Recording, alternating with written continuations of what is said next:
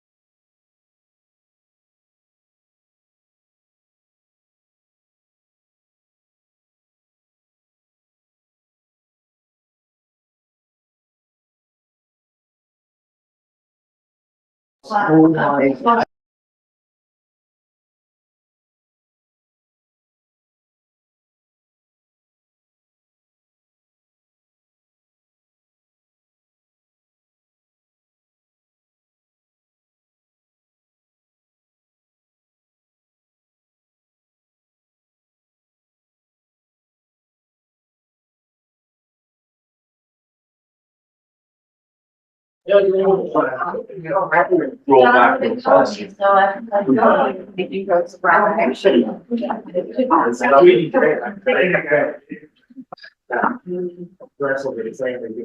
Yeah, I don't think I've seen this one.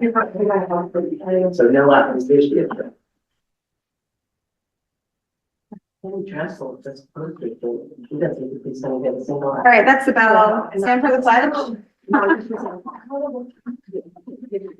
I pledge allegiance to the flag of the United States and to the republic for which it stands, one nation under God, indivisible, with liberty and justice for all. The Village of New Paltz humbly acknowledges that we are on the traditional lands of the Muncie, Esopus, and Lenape people. The Indian Removal Act of 1830 forced the people to relocate to inhospitable territory far from the bountiful valley and mountains we inhabit today.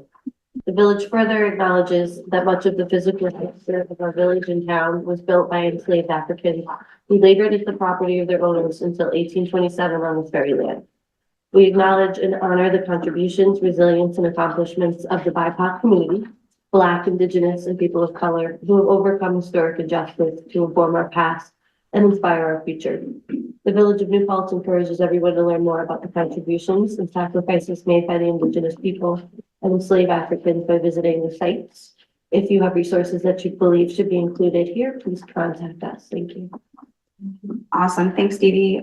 So first, I am going to motion to remove an item from the joint agenda regarding Hochul's terrible cuts to Secra, since I think we've already weighed in on that previously. So second on that motion.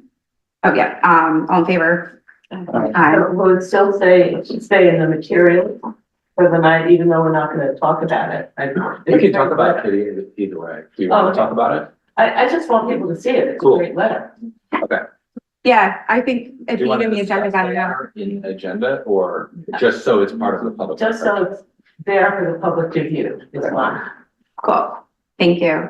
So I motion to just approve the joint agenda as amended. All in favor? Aye. Cool. Anyone opposed? No. Awesome. So, announcements. Did the town want to share any of your announcements? You had a lot of things included in the agenda that people can check out. Sounds good. Cool. I had a bunch of announcements to add to that. I just wanted to put an emphasis on the Earth Day announcement. It is this Saturday, April 25th from 11 a.m. until 4 p.m. at the Reformed Church on Huguenot Street. All are welcome. It's family friendly. Lots of organizations will be there, and Kitty and I will have a table and you should stop by. We will have information on lots of environmental organizations in the area that you can get to know, and we'll have seed bombs.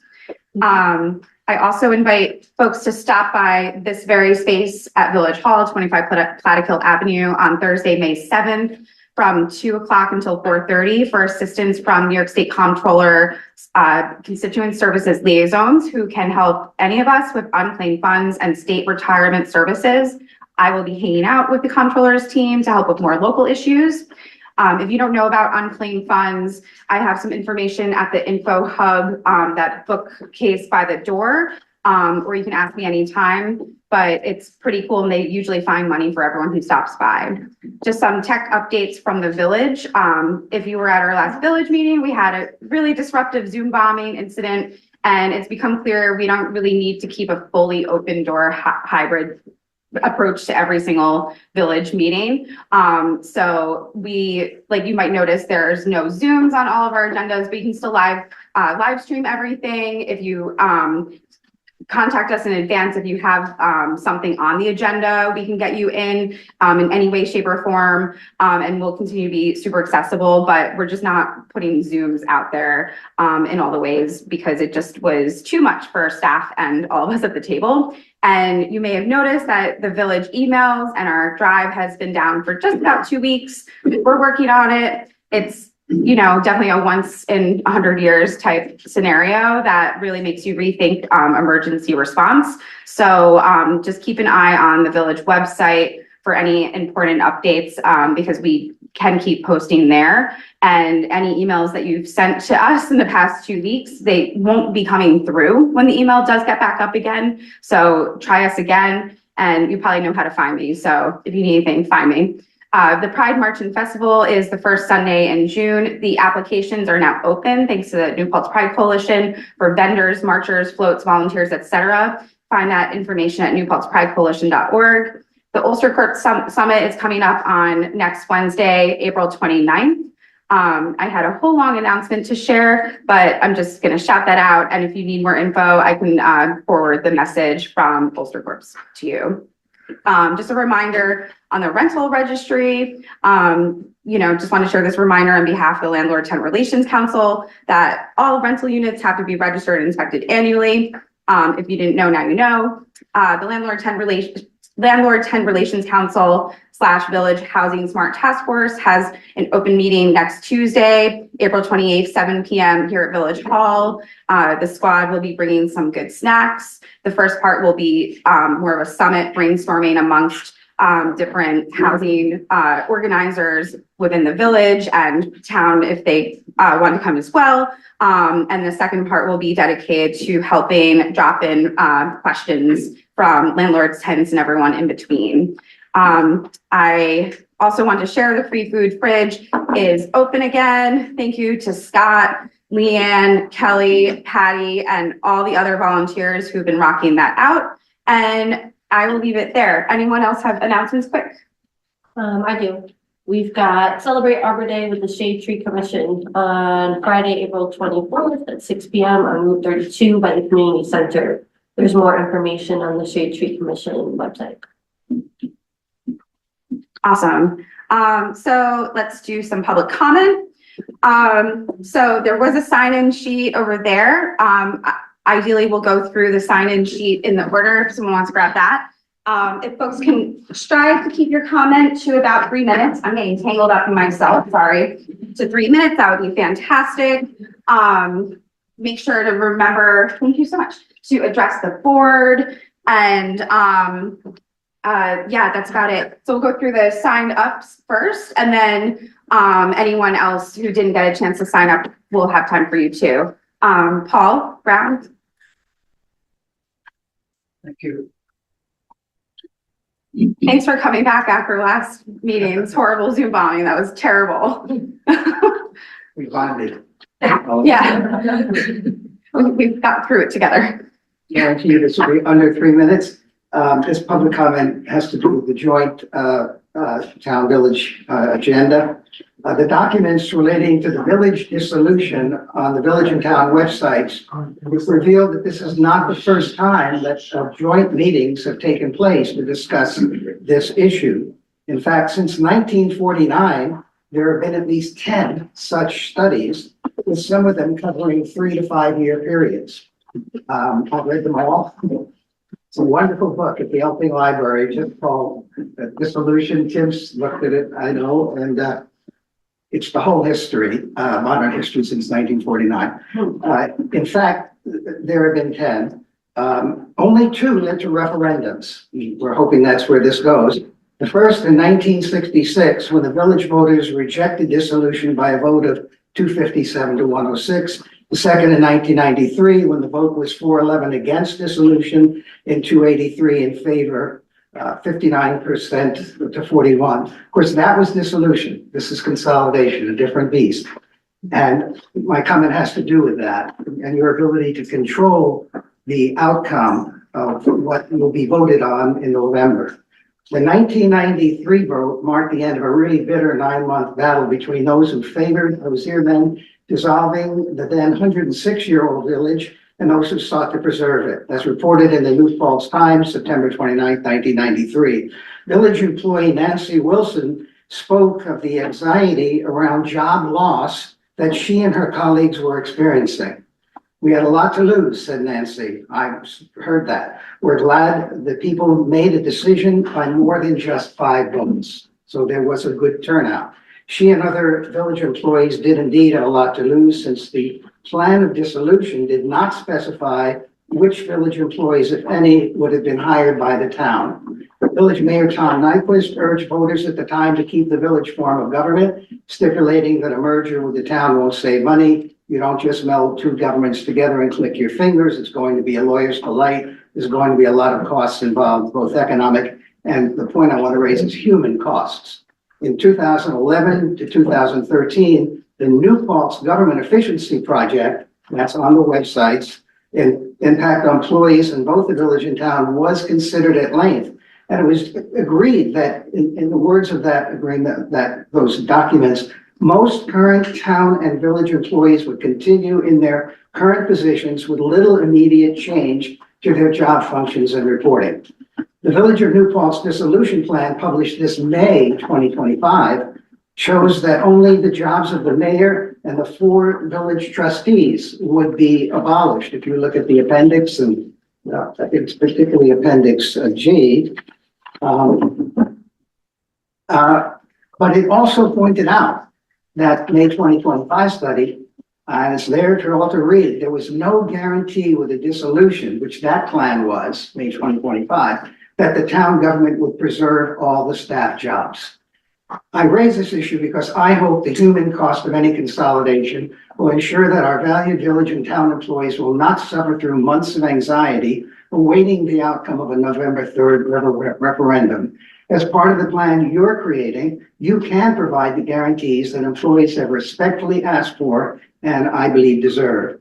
I think many of you do as well. I sincerely hope and urge that your deliberations tonight, I realize that's not an issue on the agenda for tonight, it is fire protection, but in the weeks to come, will yield a consolidation plan that provides a guarantee to our municipal employees, all of them, who are currently on the job now, that their jobs are safe and that any opportunities to reduce duplicated service will be achieved by normal attrition through retirement or resignation. I'm sure lawyers can help you work out poor performance and so forth. Thank you for your service to our community. Thanks, Paul. Thank you. Sir. Next, we had Dave R. Hills. I was just gonna say a hard copy would be awesome because I don't have my email. Thank you. Hey.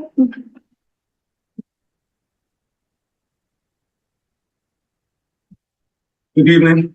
Thank you guys for your service towards our community. My name is Dave Harhill. I'm a resident of New Paltz.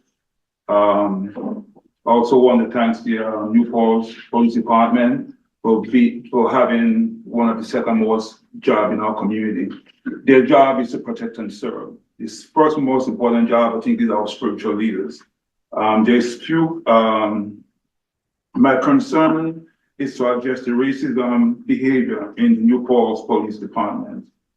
I have a soft heart for racism, for racist behavior people. And the reason I have a soft heart for racist behavior of certain people is because I served in the United States Marine Corps. Back in 1983, I was deployed to Beirut, Lebanon. There, when I went out on a patrol, came back, and about 4 other Black Marines were in my unit. We came back from the patrol, and all our belongings were moved from one side to our tent to the other side. And went up to the senior Marine, and I'm like, what's going on here? And you have people getting killed, people getting shot at. And one thing I realized that he was so conditioned, instead of me looking out at the enemy, he turned that aggression towards the Black Marines. And I'm saying to myself, how can a person be so conditioned in such a situation? And that's why I said I have a soft heart for people who have this racist behavior. No one is born to be racist. No one is born. It is something that is taught by our media, is something that's part of our culture, is something part of our community. One thing I have experienced in dealing with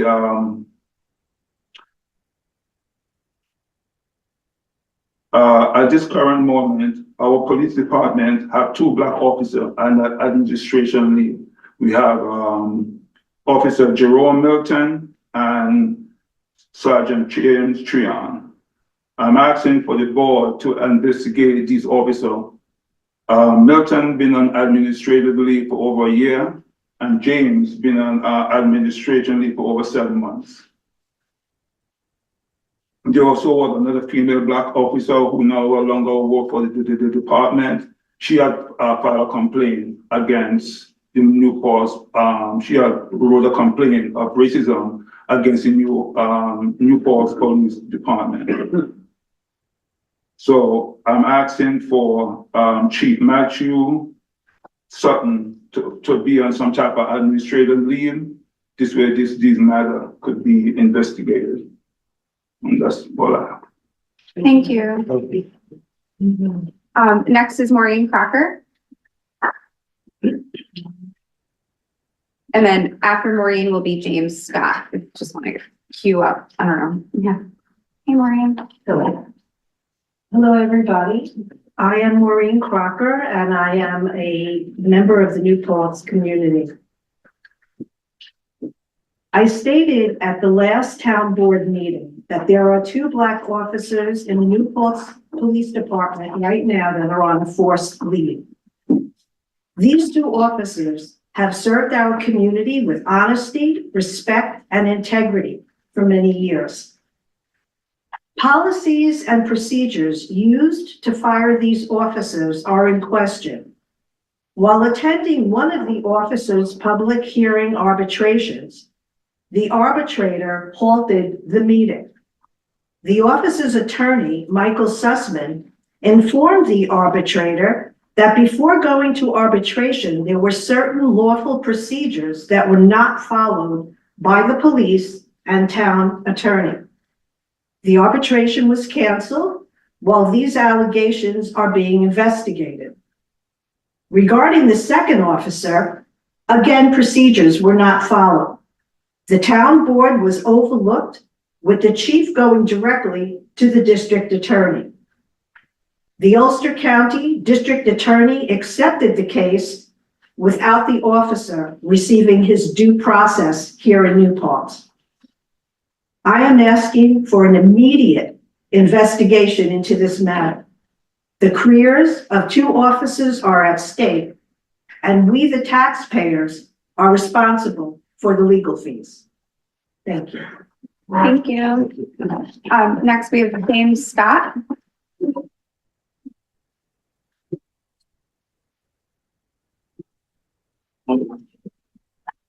Good evening, everybody. Good evening. My name is James Scott. I'm a retired officer. And I sit before you tonight as both as a family member and a concerned citizen who believe in fairness, accountability, and justice.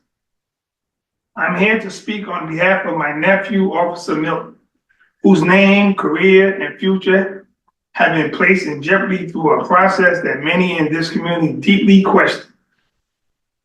What makes this especially troubling is that many believe these charges follow after he tried to speak up for himself, raise concerns, and stand on his rights. Instead of being heard, he was met with consequences. Instead of support, he was left to defend himself. Instead of fairness, he now faces a fight for his livelihood. And that sends a dangerous message to every officer watching. If you speak up, you may be punished.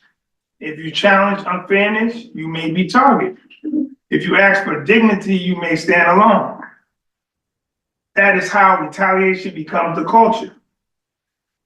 My nephew and the other officer currently on administrative leave are not new officers. They are seasoned, senior officers with years of experience serving this community. That matters. Because when veteran officers with proven service are placed in this position, the public has every right to ask whether the real problem is with the officers or leadership and the system around them. We also understand there are Black officers currently serving and newly hired. That should be welcome. But representation alone is not enough. If officers have no safe place to speak, no trusted place to report concerns, no protection from retaliation, then the problem remains. So I ask the board, who's checking the chief? What safeguards exist? Where can officers safely go when leadership is in the concern? What are we doing right now to restore trust? I'm calling for an independent investigation into these matters and meaningful reform that protects every officer equally. My nephew deserves fairness. Every officer deserves protection. And the town deserves leadership with the courage to do the right thing. Thank you. Thank you. Thank you. Next we have Tom Della.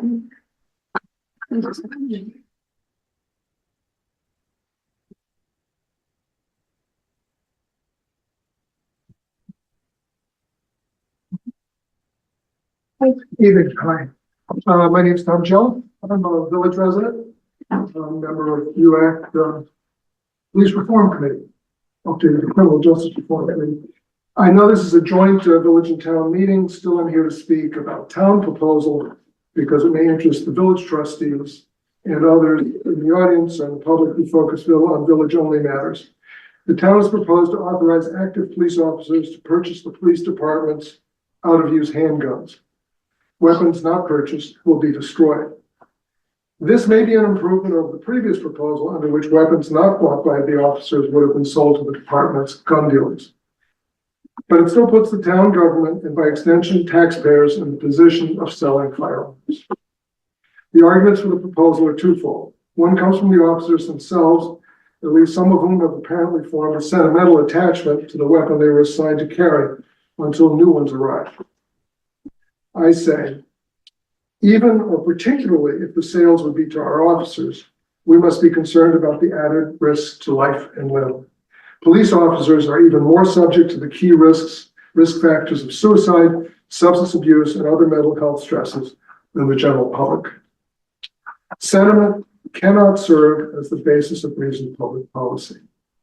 Thirdly, an article about the problem of lost and stolen police guns notes that all too often guns are stolen from the police officers' homes and private vehicles, which is where these guns were.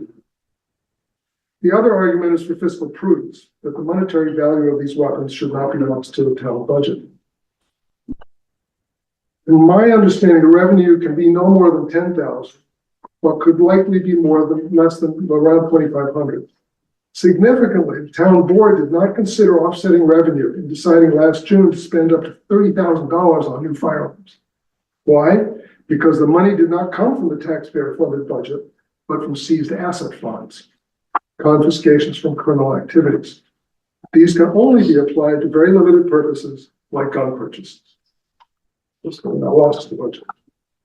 The same taxpayers who would stand to gain a few cents when you take these $2,500 and spread it over the tax base, would stand to gain a few cents are the same ones who would feel the hit to their consciences, hopefully, from any death or injury related to these weapons, while bearing the cost of possible liability payouts. Indeed, Chief Snyder felt that the town's potential liability for such sales far outweighed his officers' nostalgia. To our knowledge, committee, no weapon sales of any kind have been carried out in New Paltz before this. And so, our elected officials should be unmoved by appeals to sentimental gun attachments and dollar savings. Instead, we should formalize in policy a New Paltz tradition against gun sales. Please stand with gun safety. If I may, I just have an additional thing. I'd like to weigh in on what preceding speakers spoke. I'd like to join the call for an investigation of the police chief's role in biased and retaliatory actions against officers of color, and for him to be placed on administrative leave pending the results of the investigation. It happens to everybody else. It's not an investigation. I want to call your attention to the chief's complaint of racist harassment against Essie Lewis and Edgar Rodriguez. It's been in the newspaper, and how that testifies to his immaturity, his inability to accept criticism, his misunderstanding of the proper relationship between the department head and elected officials, and a gross insensitivity concerns about bias and discrimination. He should have been working to combat even the appearance of racism in a law enforcement organization. Instead, he let his sense of grievance seduce him into a cry of reverse racism, which itself carries a strong odor of bias. These traits and attitudes are incompatible with the position of New Paltz Police Chief. Thank you. Thank you, Tom. Next, Jen Wells.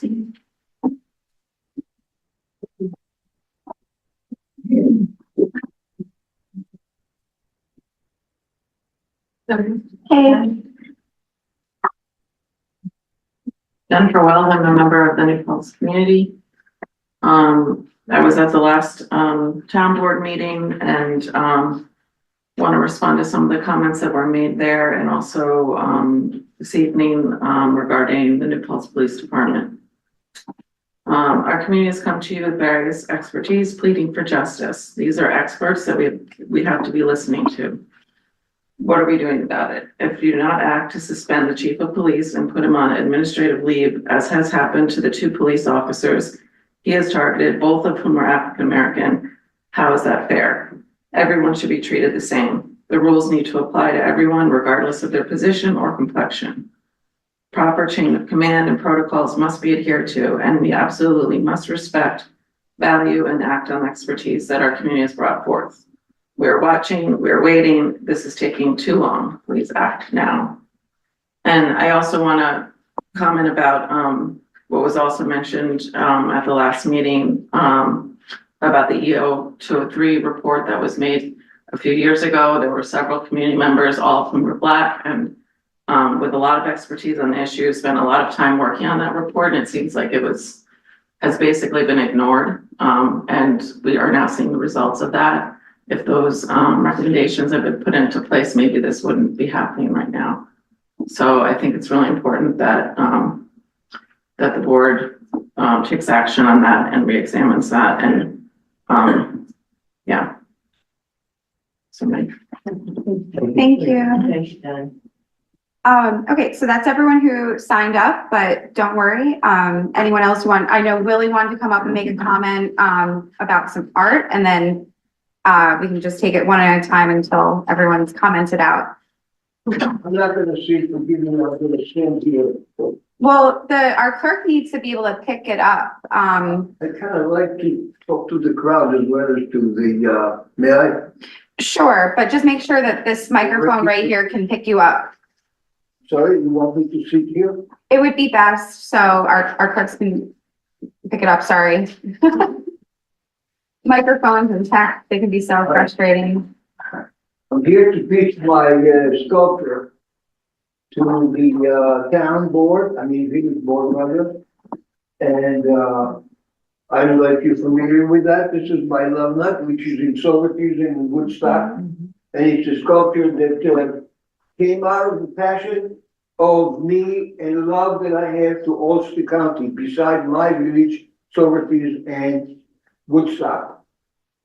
I feel like if I'm gonna sit here, I'm gonna be with the back for everybody. It's fine, our clerk just said she can hear you, so keep going, Willie. Allow me to say a little words about myself, my experience. I was a graphic designer. I went to art school. I worked in the movie industry. I did cabinetry, and when I had a cabinetry shop, I started to build a body of art. When I came here in 2008, meaning here from the city to Johnson Valley, I created a bunch of sculptures that were already spread all over the valley. In 2011 or so, I got a grant from Mark Bronstein, who owns the place called Marketex in Socrates.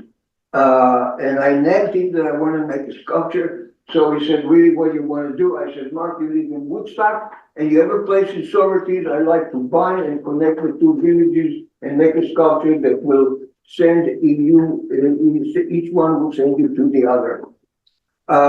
So I made a sculpture like that. It's 6 feet tall, which is proportional to our size, and kids just love it. And the elements of my sculpture, as you can see, is heart as in love, infinity as forever, and tear as in pain and joy.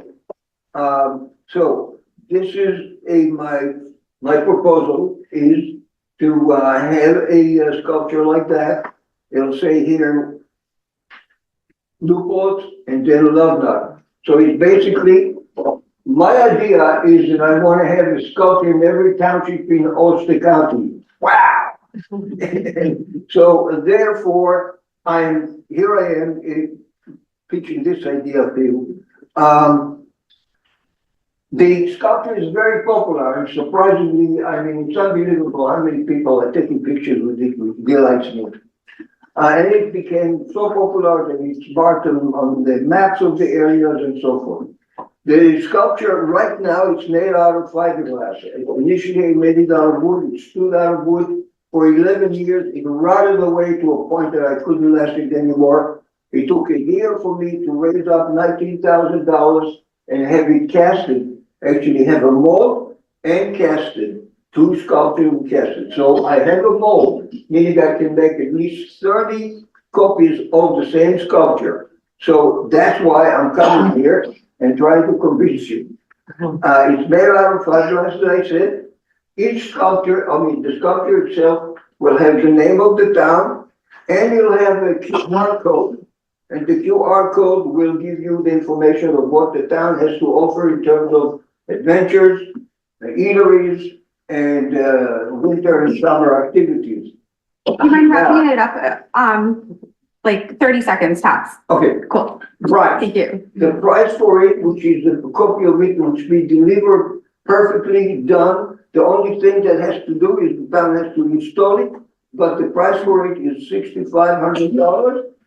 Up to $7,000 granted because of the gasoline prices. So it'll be delivered from Nebraska, which is the best place that I found, to the town, and it'll be installed here. My quest is that, 30 seconds, that if there is a person or persons that have some money and love the village, will to contribute to the production of this sculpture. Thank you very much. I want to hear some claps. Thank you.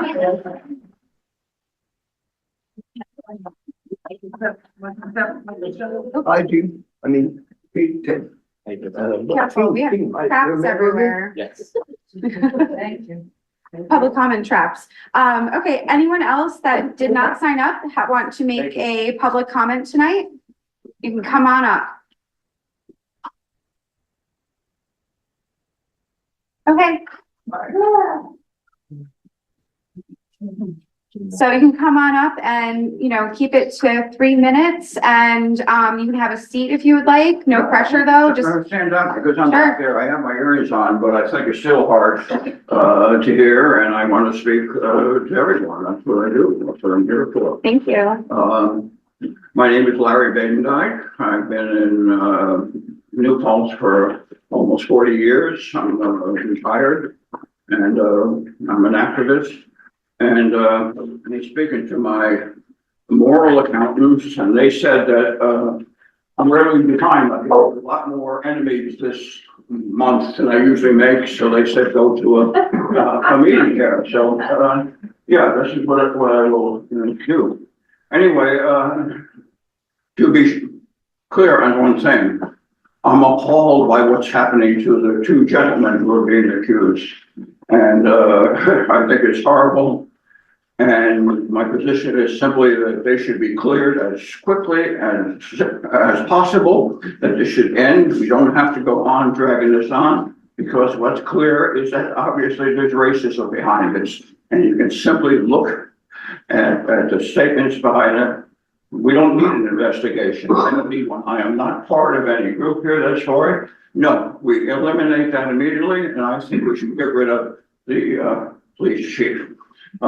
He's not, he certainly doesn't represent me. He doesn't represent what I think a police department should be. And I have to say, I'm not anti-police. I have friends who are doing that. I don't want to take away their jobs. I don't want to take away their money. I started my teaching career at John Jay College of Criminal Justice, and they were all cops, Vietnam veterans, and they were great.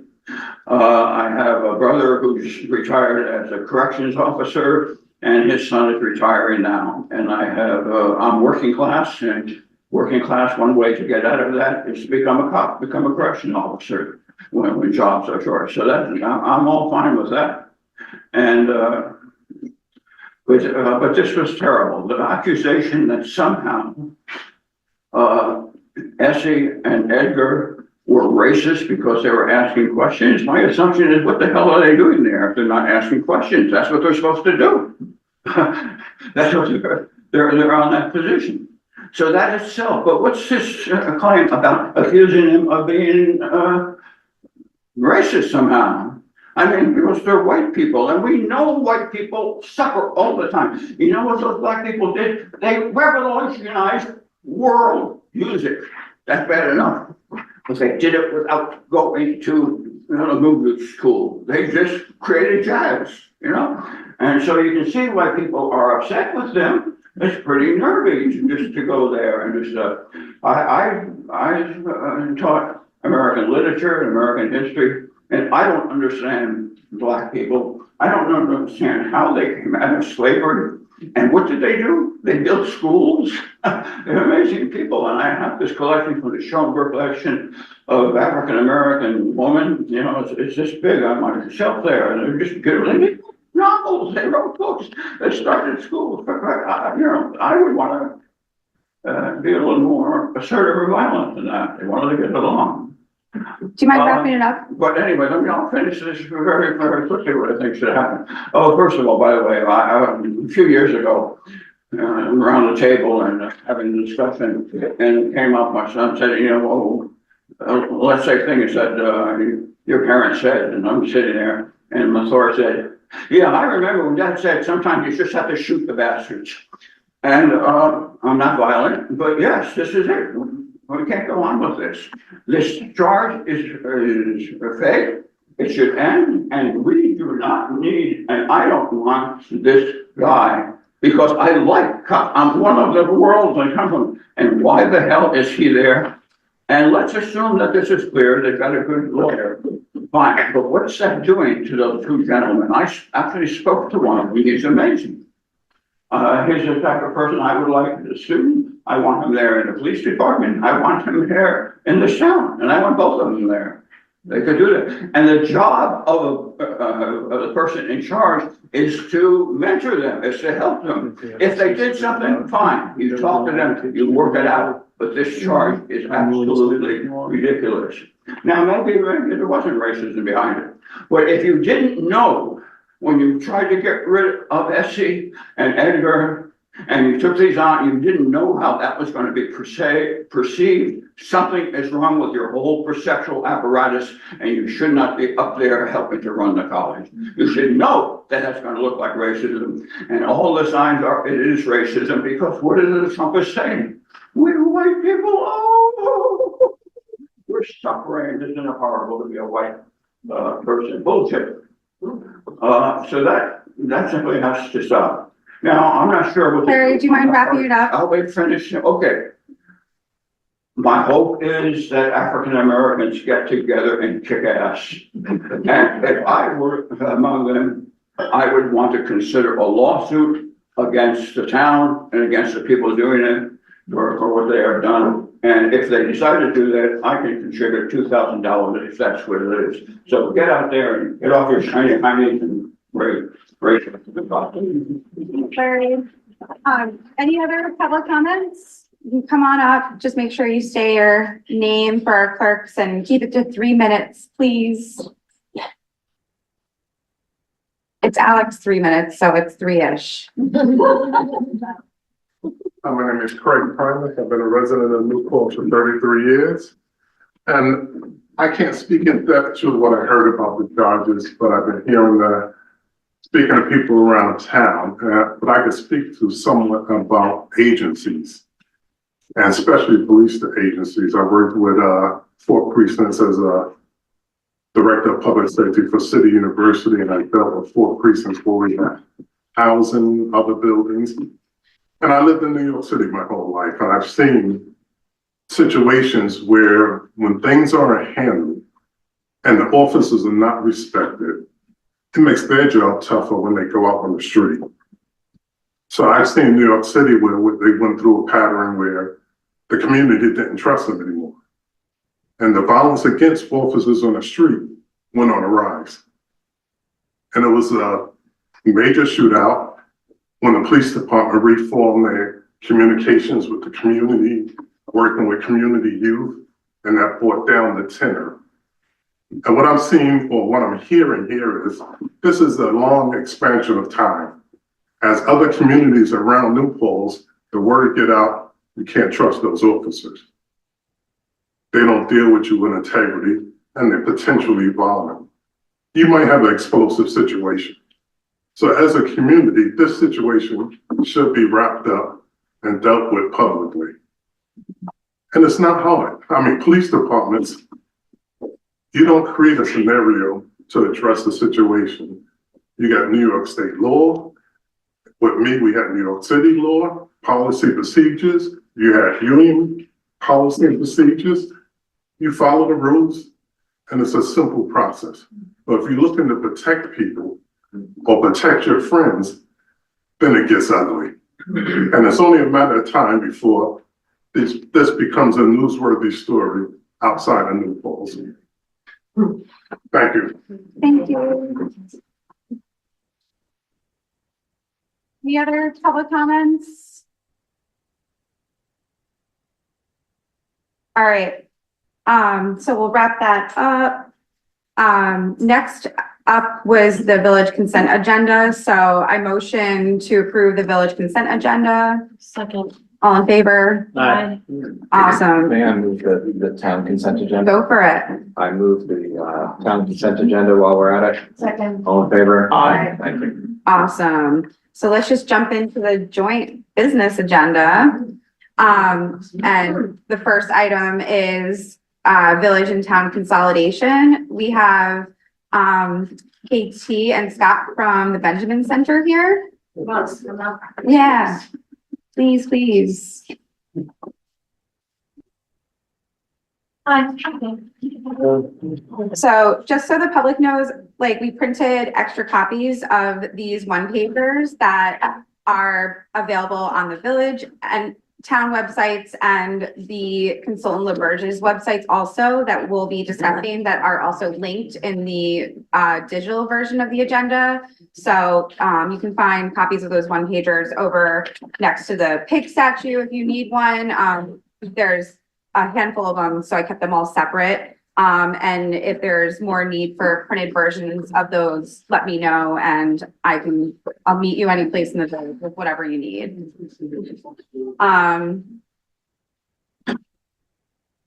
Yeah, so, okay, lots of shuffling going on, but yeah.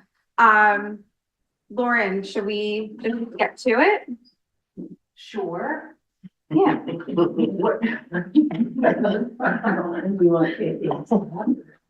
can get to it. Yeah, okay, I just wanted to make sure everyone was cool. Awesome. Yeah, hi. Thank you for having us today. So what I want to do is just update the boards, on where the steering committee is. As a reminder, the supervisor, the mayor, and Councilmember McPadden are all on that steering committee.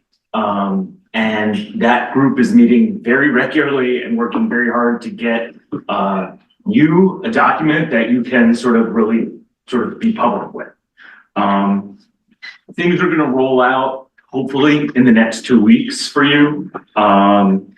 You're going to find those documents when it's time, or already these documents that are available through we're using primarily the LaBerge, who's your sort of consultant on the actual agreement for their website, but we've created an easy link for you guys to share. You can just go to newpaltzconsolidation.com or newpaltzconsolidation.info. That'll take you right to all your documents. So if you're talking to residents or anybody that is sort of confused or interested, you can easily send them. That's an easy thing to remember. It'll take you right to where you need to go. One of our key things here is going to be these sort of one-page documents that summarize different aspects of this process for the community in digestible language. We already have 4 available, and several in the works that would come out along with the agreement or the draft agreement, emphasis on the draft. One on important dates and timeline, one with a detailed schedule, one that just explains what consolidation is and the CETC portion of this, and one on fire protection is already available because we know that's been a persistent question in the community. We have a whole array of them on, or we have several particularly on sort of financial impact that I know board members and the community are anxious to hear about. The group wants to make sure all sort of I's are dotted and T's are crossed before sharing them, because it's a real challenge if they are public and the numbers aren't in alignment with whatever the agreement finally says. So I'm going to turn it over to KT, who has worked really hard on sort of elucidating a schedule that we think will allow for a lot of input. Okay, so we were trying to get it up on the screen, but I don't think that's gonna happen.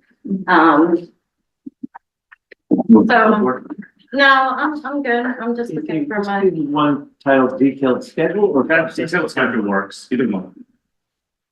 Right, so the one that basically starts on April 1st and goes all the way to November 3rd. Maybe Ari's gonna be able to bring it up, but I'll start Ari, the one that says detailed schedule. I just jumped on it, yeah, real quick. I figured why not? You took over. I can chair me and co-clerk. Yes. Nice. Okay, look how beautiful that There is. you go. Okay, go down so we can see the table. Oh, yeah. So the issue I'm having is that when I try to share my screen, all of my screens just appear as a big question mark. And so I don't know which one to select, and I don't want to just share randomly. Okay. My computer has a lot of screens open. So if you can pull it up, otherwise I will close out all of my windows and figure it out. All right, Alex got it done, so. Yeah, Richard's I think gonna we're good. co-drive right now. You guys rock. Thank you. You You rock. rock too.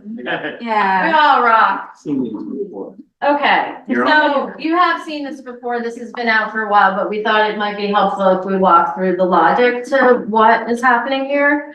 A lot of it is looking to election day and then going backwards to see what has to happen when. So in order to get this on the ballot in November, the decision needs to be made by the joint boards by August 5th. I think there's a little bit of room on that first week, but that was the date that we landed on. I'm gonna jump back to now. So here we are in May, and just so you know, and my steering team committee members can back me up on this. We know you're all chomping. We're chomping too. Like we're really annoying, and we're like constantly asking for more and to get stuff out quicker, because everybody wants to see more stuff. But as been said many times, lawyers, LaBerge, us, a lot of crossing of Department of State. Department of State, Board of Elections, multiple entities, many telephone calls and Zooms to make sure we're doing the right thing here. So we're really trying to make it so it's as close to possible for when you all get it, that you're really asking, substantive questions, and we've really made sure that everything adds up in the way that it does.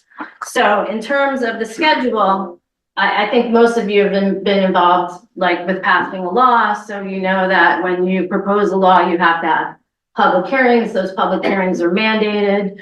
You have to have a certain amount of days where you notice the public that you're going to have the public hearings, just like planning board, every project has public hearings.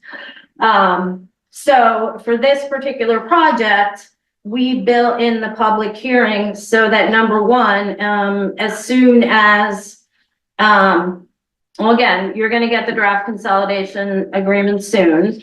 You're going to have a joint. I hate to interrupt, but could you go chronologically, starting from? Okay, yeah, it's. That's what she's about to start. I'm back to chronological. Okay, so here we are. It's April 22nd. I'll start there. Earth Day, yay, go Earth. You have consolidation standing agenda items, which we put on every single village board meeting, every single town board meeting, and every joint meeting for the duration, right? So any opportunity you have to talk about this, you have. We're at a joint meeting now, you're gonna get the draft consolidation agreement, and then you're gonna have your next joint meeting on May 20th, a consolidation standing agenda item, and then we built in on May 24th, first to have a workshop, right? Because you all know, you have 27 things on an agenda. When you have a big project, it's nice to add a workshop meeting where that's your only agenda item and you can really dive in on it, right? So we felt that to just talk about it at a joint meeting with a whole full joint meeting agenda wouldn't be enough. So we added a workshop meeting on May 21st. Then if all goes according to plan, on June 1st, you all will vote whether or not to send the draft agreement to public hearing, right? Just like say you considered a law, you're like, okay, we're ready to send it to the public to hear what the public has to say. So you have your first, now I keep putting my head up and looking back down and losing. You're on June. I'm on June 1. You're gonna vote whether or not to do that. There's a village board meeting after that. There's a town board meeting after that. And then there's a joint meeting on June 17th. And we put on any of your joint meetings after a vote that affirms the draft agreement. Just like if you had a law, you just tag it on to your regular agendas, right? We also felt that there needed to be one standalone, again, concept being you need, some time, not just for you all, but for the public, to have a dedicated, public hearing. And we put that on July 7th, right? So anytime moving forward from voting for the draft agreement, you're going to have it as a standing agenda item. You're going to add a public hearing to your agenda, not the individual village and town boards, but the joints.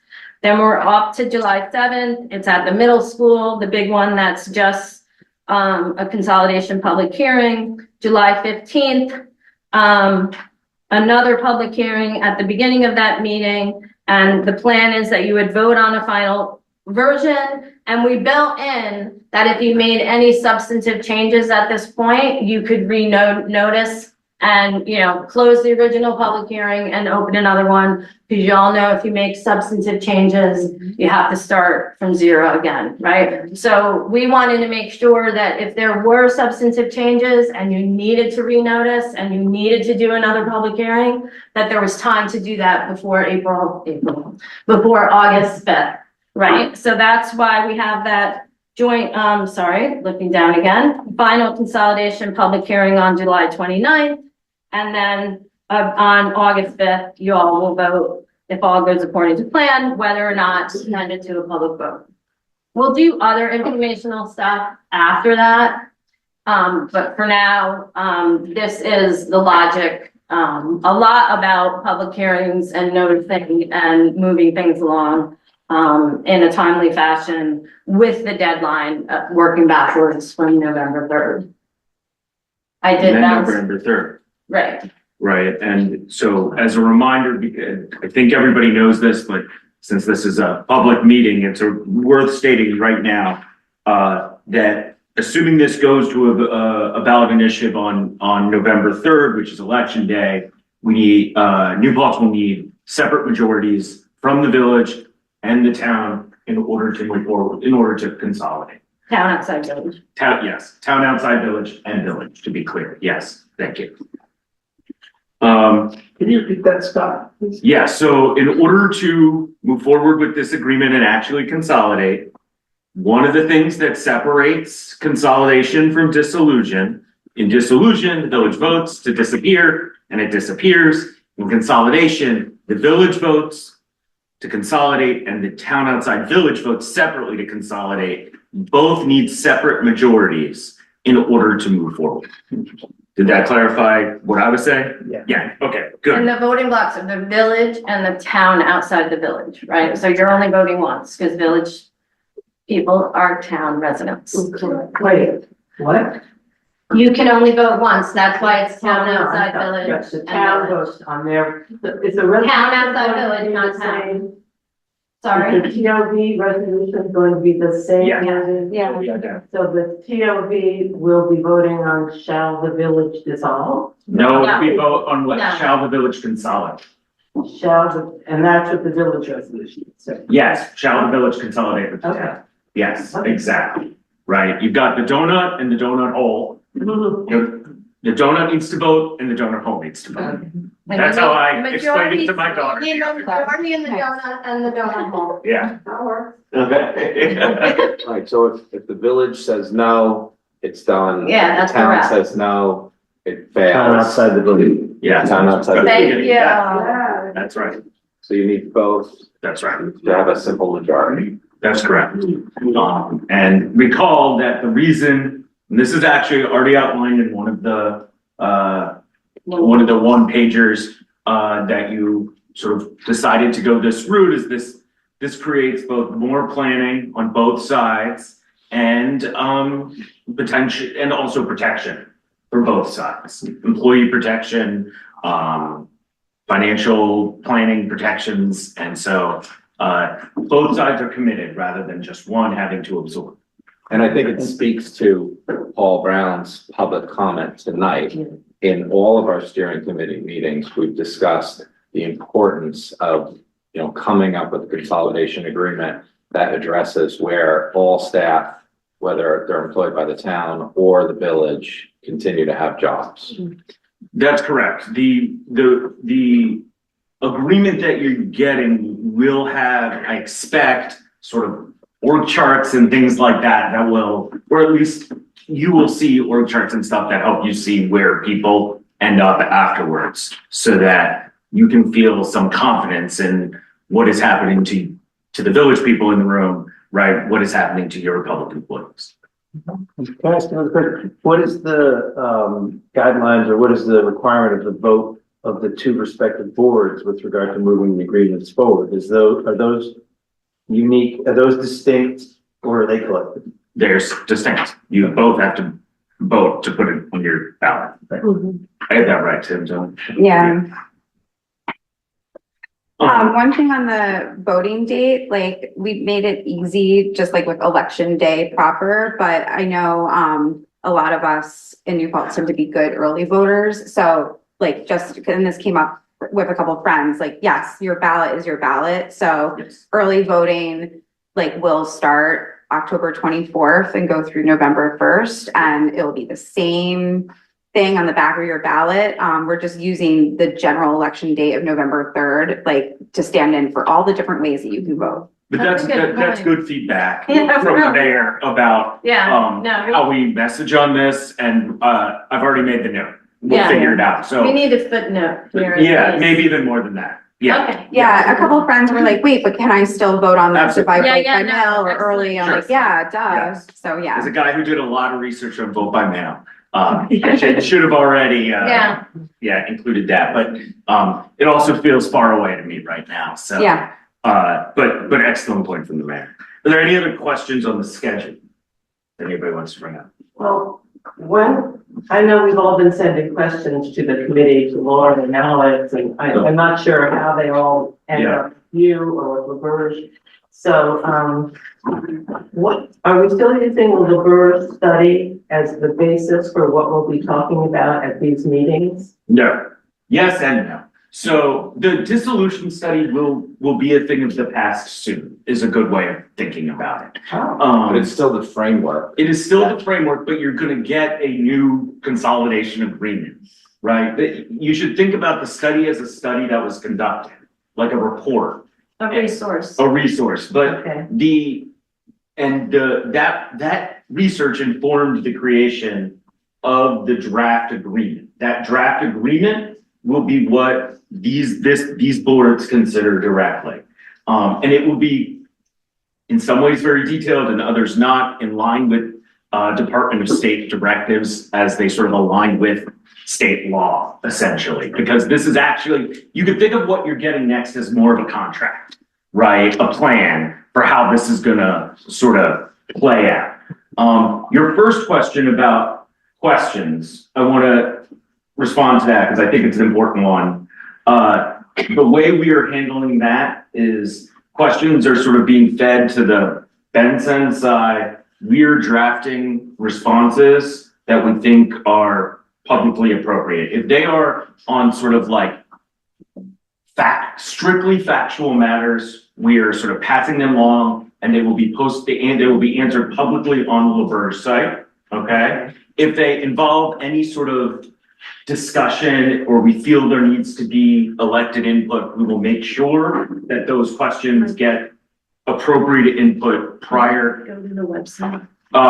We'll get appropriate input prior to being posted. If they're strictly political points, they're probably not the kind of thing that's gonna get a response. But if it's anything that needs to sort of better public knowledge or public information, we'll do our best to provide thoughtful and clear response. Where is the best place for the public to go? Yeah, Rich is bringing us. He's showing you right now.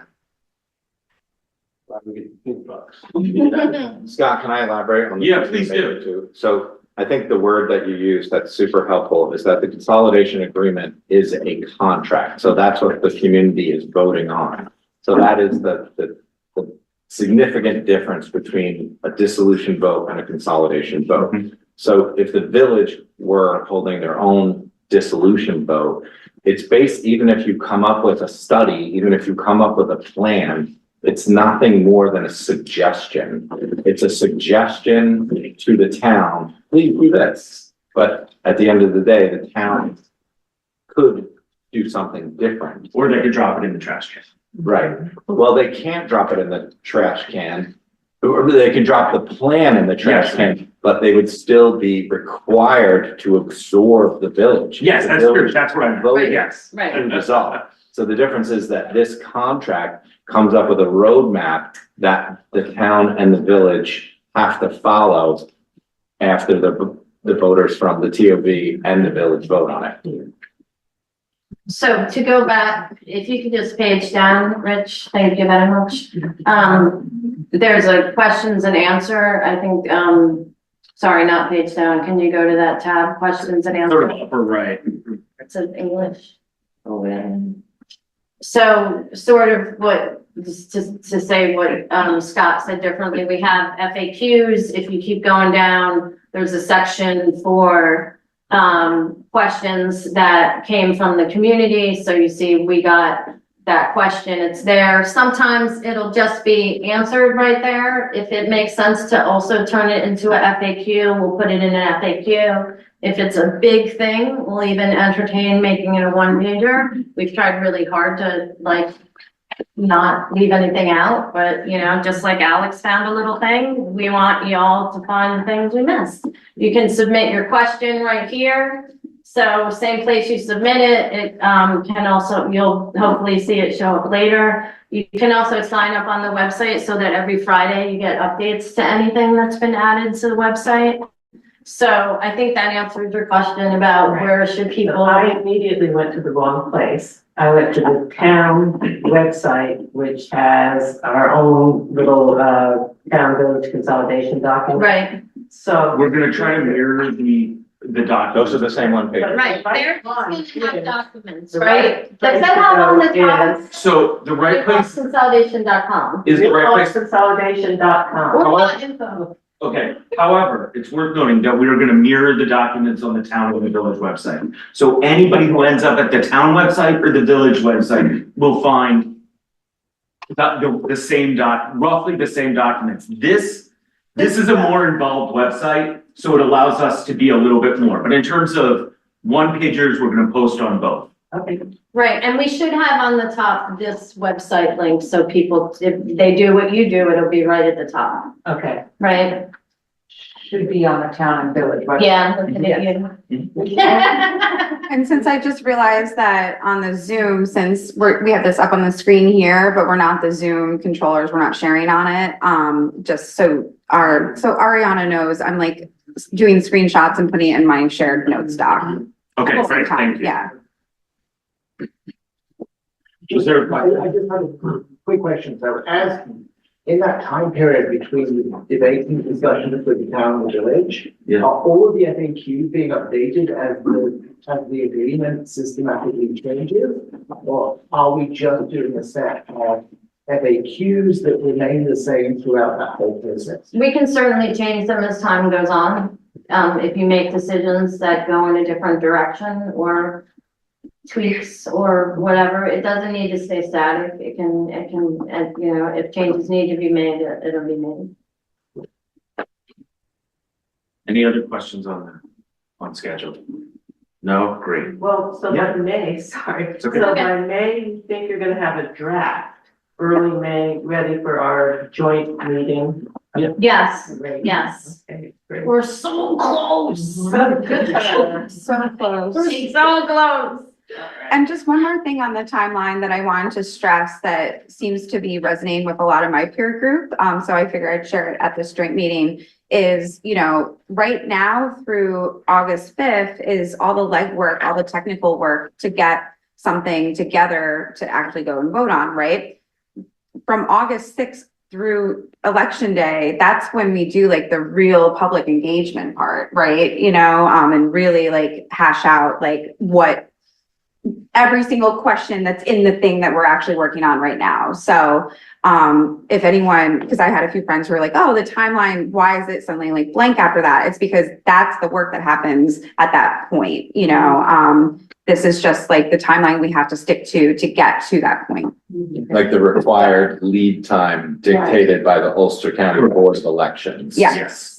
State action, but yeah. And Just to say something maybe a little differently than you did, Alex, but agreeing also, it's important to note after August 5th, what we're doing is promoting a document that's no longer subject to change. That's correct. So the idea of community input all has to take place, you know, before the 29th, when we agree that that's the document we're moving to the public. And then from August 5th on, it might be a campaign for the plan, but it's no longer something that involves change or input or change. That's right. It could be- Right, I think he's reacting to your use of the word hash. Right. The hashing will. The hash come is before. done. Yeah. I think that was, I Yes, think you knew it, yes. right. And it could be a Thank you. campaign, for the record, it could be a campaign for or a campaign against. Okay, for the record, these people will not be campaigning for anything, Yeah, that's right. except if they're running for office. That's right. But the point is, there's plenty of public information here to be shared after this point. Lowercase c campaign. Yes, Yeah. yes, that's what it is. Yeah, Information. information. You get in trouble. That's all. Yes, that's right, that's right. Anything else on the schedule?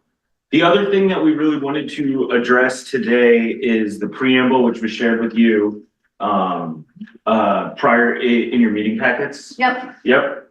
Do you wanna? Yeah, introduce sure. it? So we thought it would be a good idea, because this we could give to you now, is the preamble. Actually, first, let me just say, just to add a little bit more to what the agreement is and what we're doing. Like, a lot of what we're doing now is figuring out what is appropriate to be in the agreement and not appropriate because of a variety of reasons. So,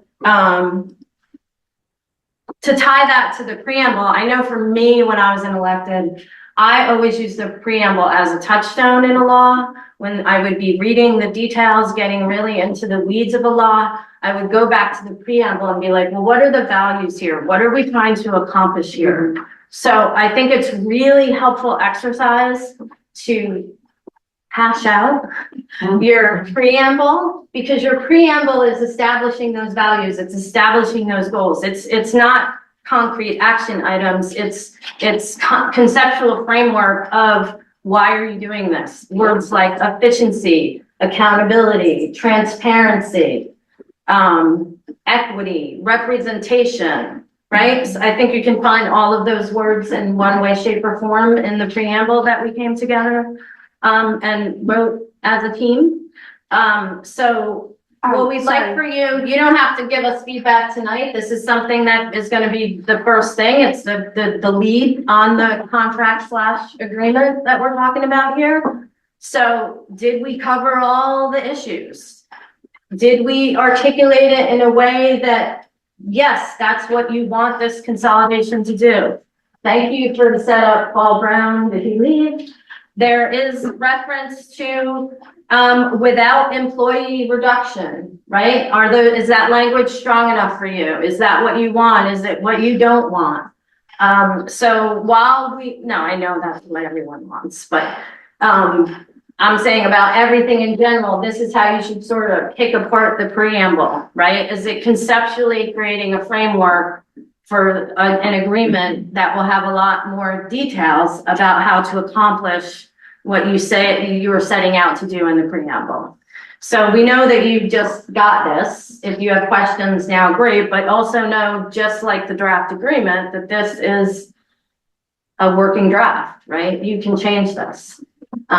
So big items missed out, little edits, everything in between. That's something we could work on in the interim while we're waiting for the document that you can use this as, like I said, I like the word touchstone.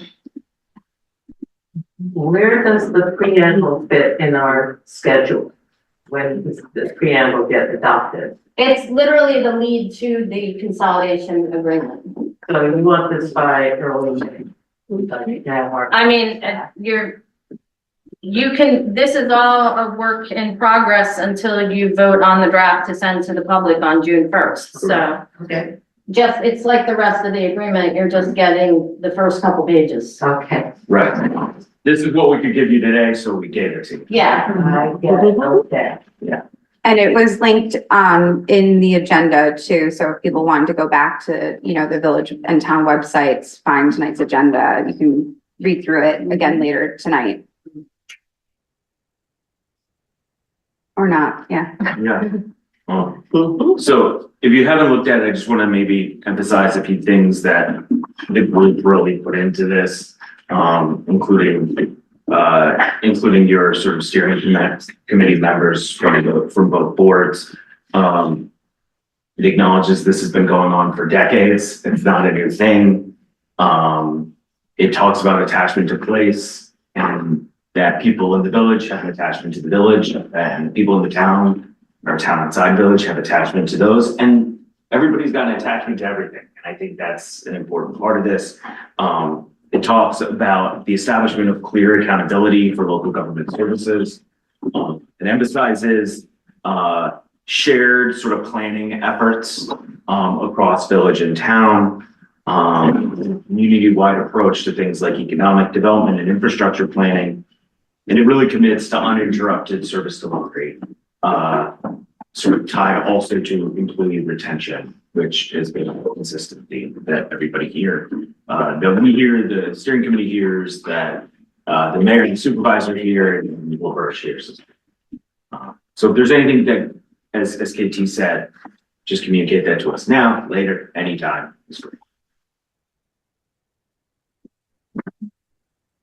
Great. So it's great. We didn't miss anything. Great, it's perfect. Yeah.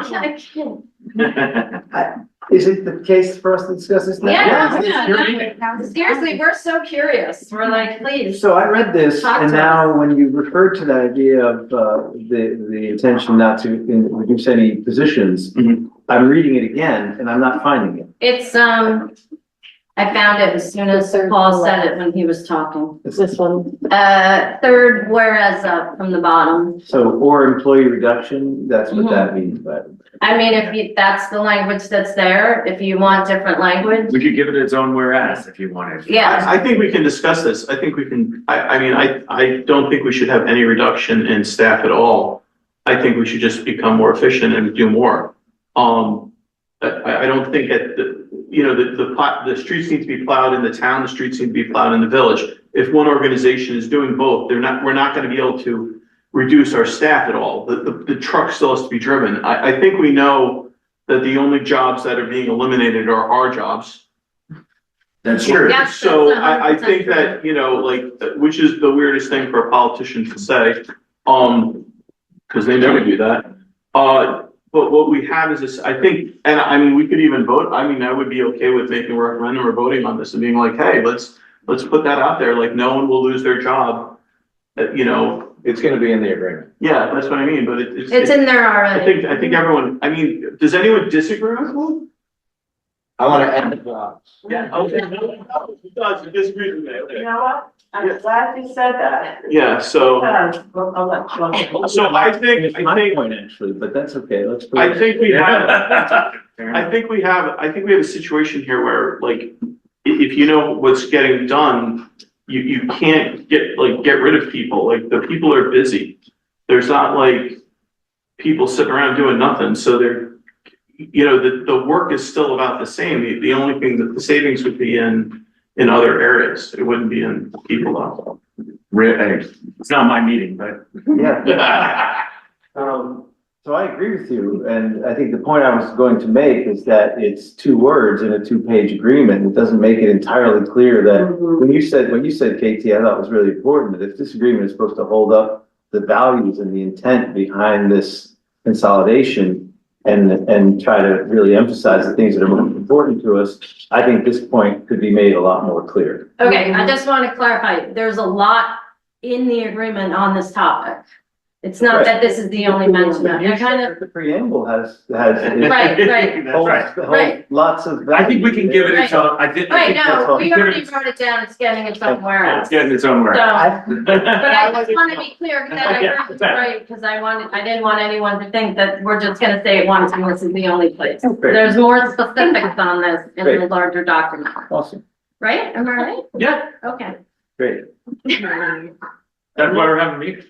And then, the other question I had was, it would seem like part of the point Sean just mentioned is, it would seem like the idea of addressing the questions of, the respective boards and the respective volunteer boards and all the entities that will now exist, there'll be fewer of and maybe one of each or whatever.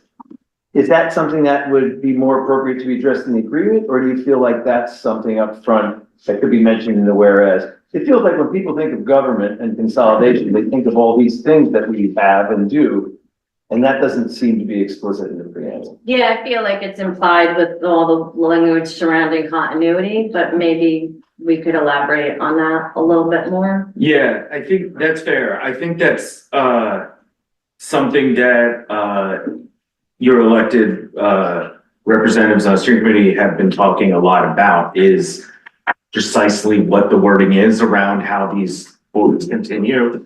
And all the conversation seems to have been really around the idea of making sure everybody has sort of fair representation and voice and transition planning, which is also a sort of complicated factor here. And there will be language in the agreement about that.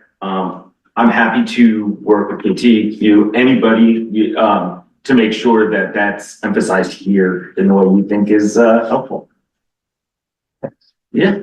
And there is stuff in the agreement, as Scott said, we actually discussed this a little bit this week in our meeting, you know, landlord tenant, housing board, people will stay in their seats for their terms, nothing's getting disrupted, there'll be continuity. So I'm hearing continuity is the issue, and I mean, it's related to when we speak about representation, right? But we can certainly hum a few more bars, because now as I'm talking out loud, there's also a thing that like a lot of people will only read the first 2 pages. Right. So things that pop for you all, then, you know, maybe we don't even need to overthink it and we just put it in there to make sure Yeah. that our short readers read it. If everybody We're feels- teachers, so we know about this. I mean, if everybody feels good about it, there's really no harm in it, Yeah, you know, whereas yeah. I agree. Yeah, and just so you know, it's been very much Sean, like, and everyone, that there would be no employee reduction, and how do we create a new org chart, and how do we create continuity and job titles and civil service this and union that, like all of the rocks are getting overturned and looked under, is that the phrase? Yeah, it works. So KT, that was my question, the union and, civil service rocks. You'll have that all ironed out so that the employees of both municipalities will say, our benefits will stay intact, all of our longevity. That's gonna be somewhere in the agreement that whatever their current benefits are, for example, village employees become town employees, somehow whatever their union situation is right now will be matched by the Kitty, I can town. answer that. So the way we're creating the financial model is to assume that whatever is like good in the village contract and whatever is good in the town contract gets applied across the board. But at the end of the day, the unions negotiate their own contracts. So we're creating an assumption based on, of course, you're gonna try, like, if I'm town and Kate's Village, you know, we're gonna try to end up with what each of us benefit from. So that's going to be baked in to the financial impact statement and how it impacts people from a tax perspective. I mean, I love that concept, and I'm just assuming that you'll run this past the union heads. And they have say, to. you know, that works, we can make that work. You're negotiating with the bargaining unit.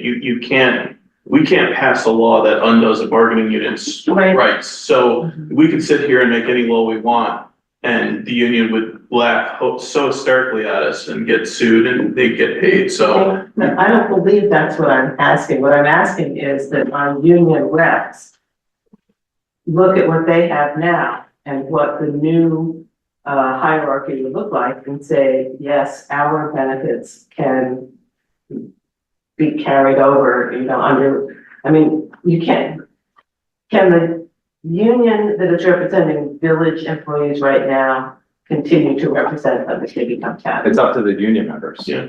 It's up So to the union. it would be up to the union members and like a regular union process, like how a union even gets started.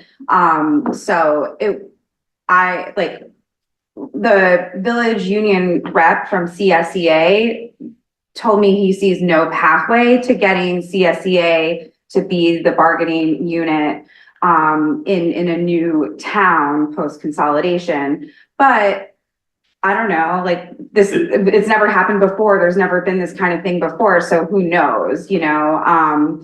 But it would be, up to the unions and whatnot to decide. But the bargaining unit that represents the government that would no longer exist, that bargaining unit wouldn't exist, which is really interesting. But then the members get to decide what they want to do. The town doesn't control the unions. If the town controlled the unions would be pointless, so the members of the union decide who Maybe their other people people need are. that lecture, but I don't. What I want to make sure that I do understand is that the members people who are currently members of the village union will have a bargaining unit of their own If they want to. if they want to. Well, in the new Paltz, they would have the same option, they would have an option to join that union, you know, it wouldn't be like bringing over any sort of bargaining unit from now. So like their bargaining unit would not exist. CSEA, would not, unless they wanted to, like they have like no rating agreements and all that stuff. They wouldn't be in the picture anymore, really. I'm sorry, I found it a little confusing too. Okay, so the unions are controlled by the people who are members in the union.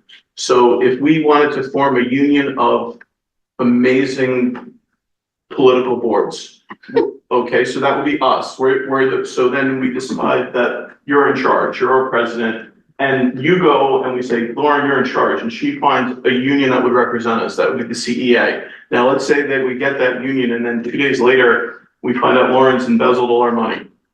And so we say, we're gonna fire her and we're gonna hire someone else to be the president, and then we get a brand new union, and the people who are in the union control it.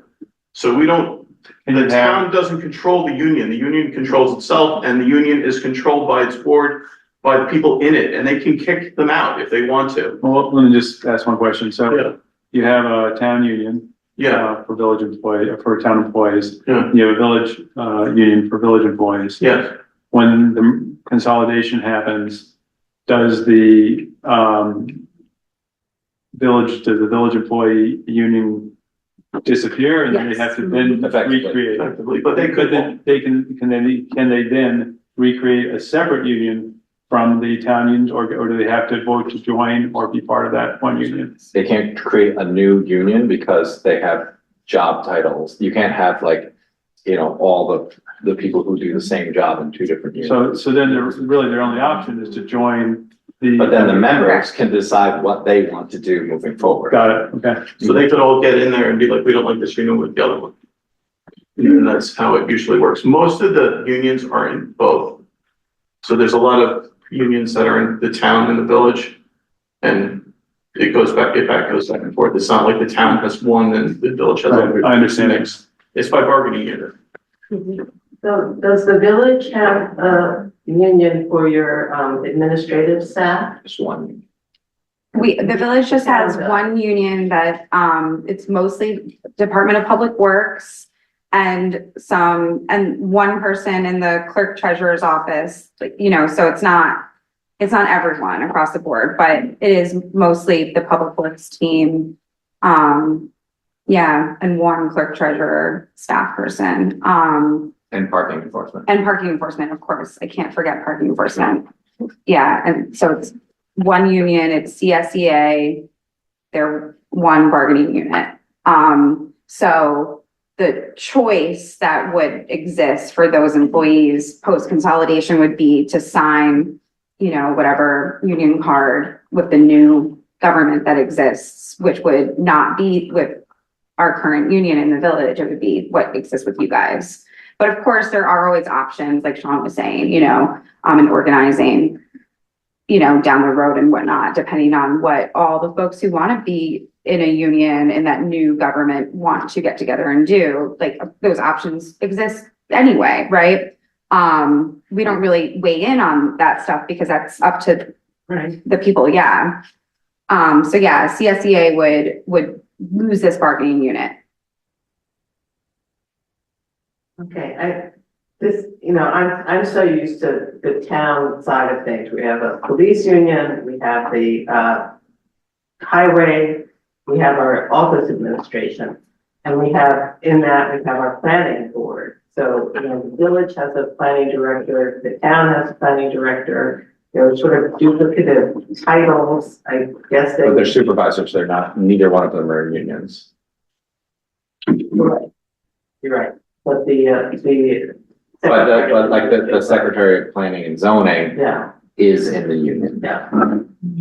And Employees who are not supervisors can go into the union at any time. Yeah, so I guess the question is for village employees to look at the town unions and say, does that work for us or what's that?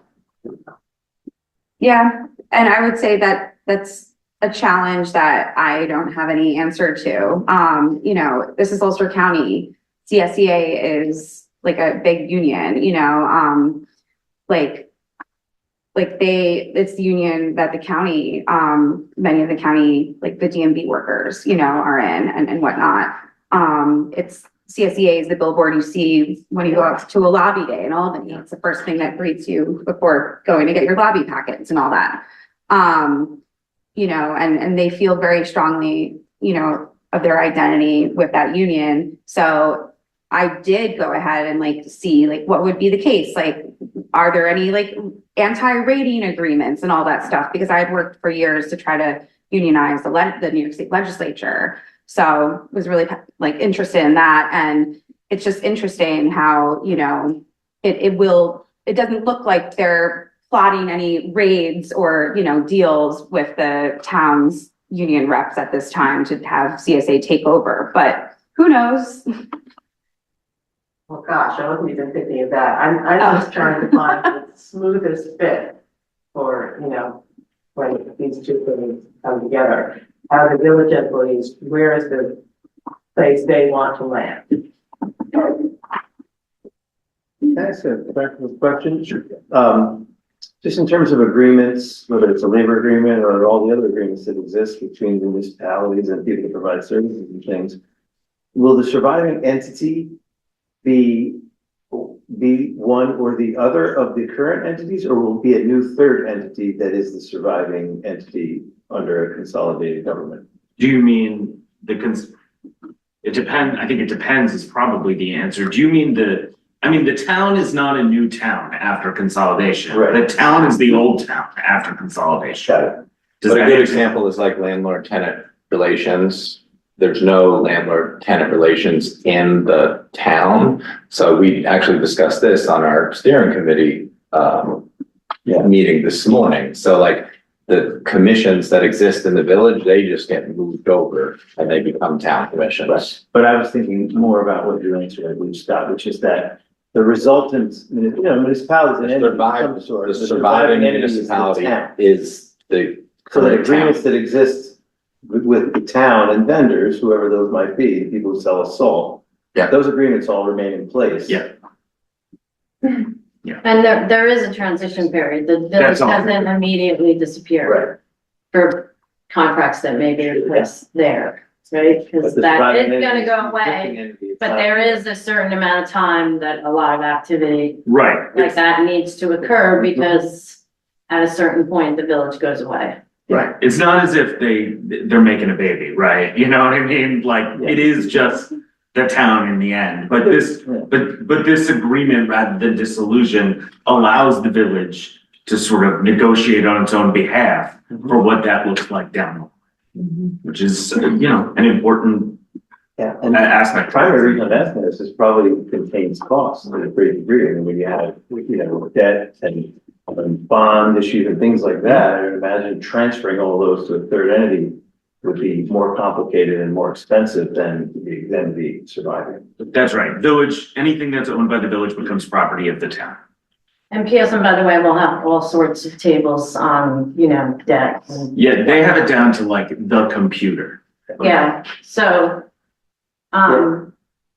may not, I think we said this before, but just to reiterate, there will be this consolidation agreement, but then there will be appendices and other information that isn't appropriate to be in it, but we all need to see to understand the entirety. Can I, give a point of feedback on the preamble? Sure. Yeah. So mirroring sort of the approach that Rich took, in the fifth provision from the bottom, the fifth whereas a unified government would consolidate the budgetary process, et cetera. So I've heard a lot of questions, about the tax impact.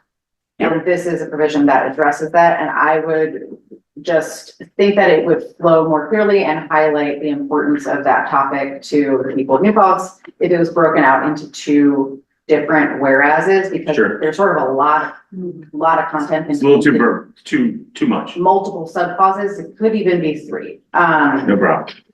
Great. Yeah, That's a good setup. yeah, the last thing actually on my list for today. No. Oh, okay. So we know there's a lot of, in my family would say sort of spilkus, about the financial aspect here and the tax impact stuff. So that is very much forthcoming. But the main feedback, the main sort of big takeaways of the dissolution plan, I want to say remain in place, which is that the CETC, which is actually outlined in one of the one pagers, the town of New Paltz will become eligible for that. We would expect a full $1 million annually for that. The state requires that 70% of that go to tax reduction. As much as 100% can technically go to tax reduction, but as you'll see, the financial models will sort of work out different sort of possibilities there. But that's going to be a big part of this story publicly. But we're going to try to make that stuff as clear and accessible outside of the draft agreement as we can. So that's what's coming. Yeah. Depends who you are, I suppose, but to me, that sounds great. Yeah. Awesome. Anything else that we can help with tonight? I know you guys have. Oh, sorry, it's hard to focus when lots of talking's going on, but yeah. Any questions you all have, that now would be a good time to ask them, because we've got these experts in the room. I just wanted to kind of explain why you guys are here. I think we're like super lucky, and this is unique in that because we're New Paltz, we have a state university here. We have the Benjamin Center, which is part of the state university. So we've hired the LaBerge Group to help us navigate Article 17A, follow state law to make sure all the legal I's are dotted. And what the Benjamin Center does is they can be hired by, for instance, a municipality or a nonprofit, and they can get paid to do, this type of engagement work or this communications work.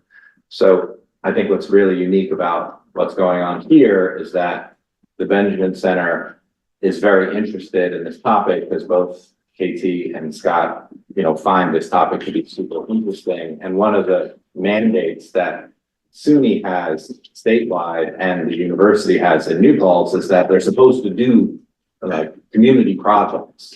So my understanding is that we're incredibly lucky that you believe that this is a worthwhile project to help our community understand. So you're not advocating for or against, you're basically a translator who sits in the steering committee meetings and you get to hear what the consultant is talking about from a technical perspective, what the electeds are talking about from, as we're trying to wrap our heads around it, what the attorneys are saying in terms of asking tough questions. You're like, well, how do we, boil what's being discussed into one pagers and then show that to the community. So your community hopefully will, feel more informed when they get to, early vote or vote by mail or vote on November 3rd, I have, umpteen one pagers that helped me understand what is being considered.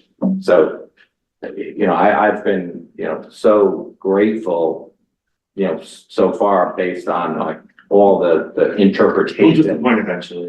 What's that? We'll disappoint eventually. Yeah. So far I don't see it, but I just feel like we're in such a unique situation because we have a state university here and we have this entity within the university that does this type of work.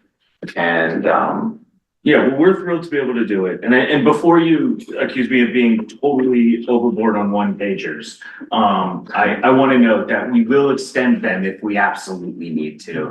And we'll try to come up with a healthy. Switch the font down a little. Yeah, well, We don't even know. You don't even, just go right to 8. Yeah. Font, remove the borders. You can Yeah, get 4. well, it has been a very healthy exercise to say, how do we get this on one page for everybody? But I do think that we will come out with other documents that, if needed, will be helpful for you. And I hope really for you to distribute, or point people to, you don't need to walk around handing them out, but like say, when people are confused, be able to say, here's a resource and it pretty much explains it. And if you have questions, there's people there to answer your questions. All right.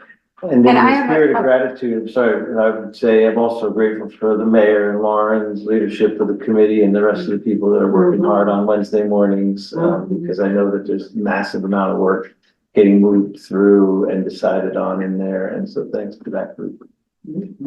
Here. Got it. All right.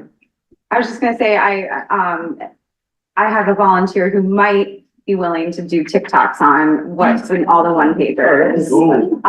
In exchange for signing off on some community service hours he has to do. Nice. So, I'm working on them for us. Good. That's good. Will there be a good dance? I hope so. Perfect. I don't know, these 12th graders like are rock stars, so we'll see what we come up with. Okay. We're good? Thank you. Thanks, Thank you so much. Yeah. All right, good to move on to the procurement policies item. So we unsharing, or is there anything else I need to do here? Yeah, but we can move that away from you, But, or maybe pull the Zoom button that's on the bottom. That'll pull that back up. May as well. Cool, thank you. So next, we had our joint, updated procurement policies on the agenda. I was gonna motion, now that I realized that like it was exactly the same thing that we had already passed on the village side to adopt the updated version of the village procurement policy that's in alignment with the town one. We can have a second and then discussion, I guess. Second. Cool. That I think Anything? it's really a process of aligning it, looking at things that business making one and the other. Yeah. I've once had it for a couple of months now. I've had a little bit of feedback from the smart. Climate smart task force, yeah. Where we went through and we actually tightened up a little bit, so that's the latest one I think you have. And I think almost everyone I spoke to, and I did speak to many people, was happy with the structure. So if everyone's seen it and is happy, I think it's a matter of just adopting it and then starting to use it. And it's a document we can evolve and change over time as well. I know there's no rule about sticking to it once we voted for it. So if we find it doesn't work, we can always adopt. Yeah, thank you for that. So all in favor? Aye. Aye.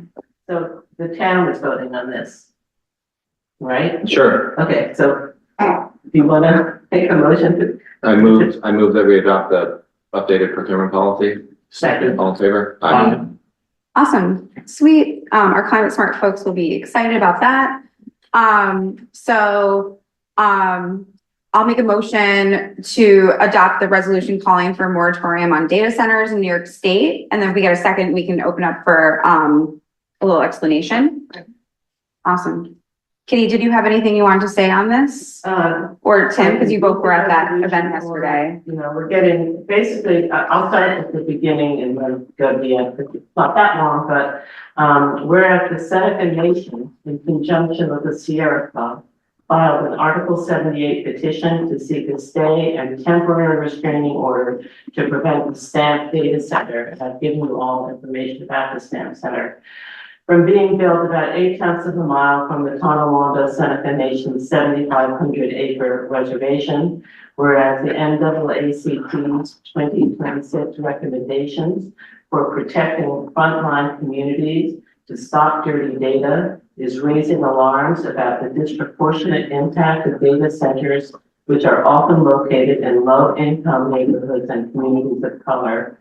Whereas collectively, data centers are among the top 10 water-consuming industries in the US, whereas about 1/5 of these data centers use water from stressed watersheds, whereas New York experienced a 43% increase in electricity residential rates between 2020 and 2025, and the construction of new data centers would exacerbate this trend, whereas data centers produce few permanent jobs, whereas State Senator Kristen Gonzalez, chair of the Senate Internet Technology Committee, whose district includes an area of Queens known as Asthma Alley, is a sponsor of Senate Bill S9144, whereas these bills require the state to conduct a thorough analysis of the potential negative impacts of data centers on New York's health. Therefore, be it resolved that we, the town and village of New Paltz, urge the legislature to pass and Governor Kathy Hochul to sign into law Senate Bill 9144, Assembly Bill 10141, establishing a temporary moratorium on data centers in New York. Awesome. So all in favor? Aye. Any opposed? Sweet. Rock and roll. Right. So we removed that next item. Folks can go and look at the agenda to learn more about it or give me a call. Fire protection contract, I motion for the village board to approve the joint village town 2026-2027 fire contract. We have to do two different motions, right? Yeah, cool. Second.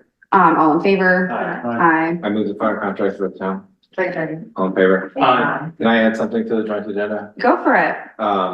So at our last town board meeting, we were talking about the idea of working with our rec department to come up with like a comprehensive list of our various recreation assets owned by the government, you know, the Field of Dreams, et cetera, but it seems like there's probably a valuable opportunity to look broadly, both town and village.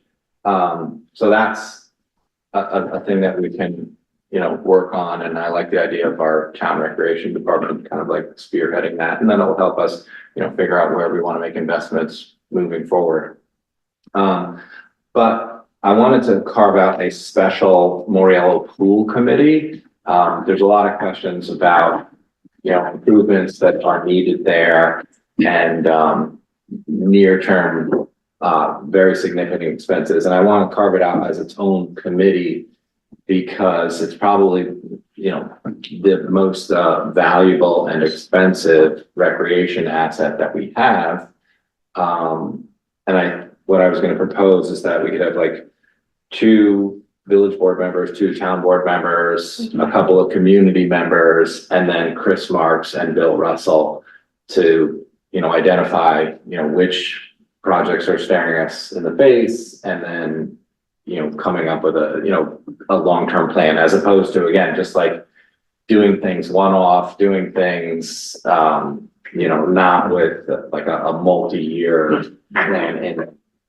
So. Let's do it. Yeah. Makes complete sense. Anyone, Stevie wants it. I love it. so Sean and Kate want to be the town board committee members. Stevie definitely wants to be on the pool committee. You guys want to pick another one? I don't want to leave Jasmine out, but yeah, We should always nominate the person who's not here. Yeah. Yeah, Thanks. okay, I think Jazz would actually love to do this. I think she would. She's a stomach bug, so yeah, we're not even gonna bother her. So yeah, And then maybe we can jointly, ask the community if there's a couple of yeah, individuals who would like to serve, because I think having a couple of community members would augment the election. Someone from the sports teams would be good to have, Yeah, someone from the swim Awesome. team, someone from the Yeah, soccer, and someone from the baseball. And, well, just. Well, this is just. oh, just Memorial. This is just. Yeah, I'm thinking ahead, sorry, but, but yeah. But in addition to Chris Marks from the highway, because he deals a lot in terms of, you know, pool decisions, and Bill Russell, it'd be also great to have a village DPW person participate. And the other reason that I'm carving this out too is the way it has worked historically was that the town and the village split capital projects at the pool 50-50, and then the town's aid fund pays for pool operations. So this is a little bit different than the way any of the other recreation assets are handled. So maybe you guys can talk with someone at definitely Jasmine, but also a village DPW staff. and I just We keep added it on. it to my Okay. list of things I'm talking with Lou about tomorrow. Smart. Okay, Awesome, thank you for that. While we're still talking about the pool, did we send out a press release? How are we letting the community know? Thank you all very much for passing the SNAP benefit policy for the pool. How are we letting the public know about that? Oh, And if yeah. we're not, let's do a press release. Okay. I guess, you know, we'll turn it to the phone graphic committee over here, as well. Maybe the news media that's present. Oh, yeah. If only we had some newspaper. So yeah, let's share it out in all the ways, you know, and definitely get a flyer up in our info hub here in Village Hall. Right, and we should use the town Facebook page more. You know, just alert people. You're a town resident receiving SNAP benefits, contact the recreation director. Love it. And village web, Facebook as well. I mean, is your website working right now? Our website is working, so yeah, agreed, definitely. It'll be easier for us to share like flyers and press releases once our email's back up and running soon, hopefully, but yeah, we'll definitely share this all out in all the ways. Great. So with that, let's wrap up the joint part of the agenda, and then I guess town's next, and then village, we gotta stick around. Do you want me to jump right into town business? Do you guys want to get up or do you want to sit here while we? I'm just gonna sit right Okay, here. so I move that we authorize approval of the April 26th warrant. Second. All in favor? Aye. Authorize that we approve reimbursing Jim Chinger from the youth program, $92.92. Second. All in favor? Aye. I move that we authorize paying law firm Gordon and Stevens $2,130. This is for their help regarding the consolidation planning that we've been discussing. So this would be paid for out of capital H07. Second. All in favor? This is about consolidation or about this new municipal building? It's about consolidation, Okay, because we don't have any municipal building stuff to work on right okay, now. so it's coming, isn't it coming out of the municipal building fund? Yeah, So, that's what the comptroller suggested we do. okay, I'm not sure that we can, I mean, if the controller says that's okay, but generally that's a dedicated fund and it can't, I don't know. If you and Jean have approved it, I guess that's a. We can double check. We'll make sure that I it's feel like kosher. it should come out of, I don't know if we have consolidation fund somewhere, or maybe just our regular A fund, but I You thought. guys want to hold off? We'll hold off on approving this and we'll just make sure that the language is more clear at the. I just want to make sure it comes, I don't. No, I agree with you, Kitty. Let's just make, yeah, just make sure it's tight and then we have better language. So we'll just put it on the next, individual town board meeting. Okay. I move that we request authorization to increase the 2026 adopted budget for unanticipated revenue. Second. All in favor? Aye. And, I move that we authorize to forward approved cost of $320,250 for the $1 million farm closing to, the law firm, where Joe Moriello is our representative. So this way he can pay bills. It's basically just this was a request by the comptroller, move the money, into that escrow account. Someone want to second it?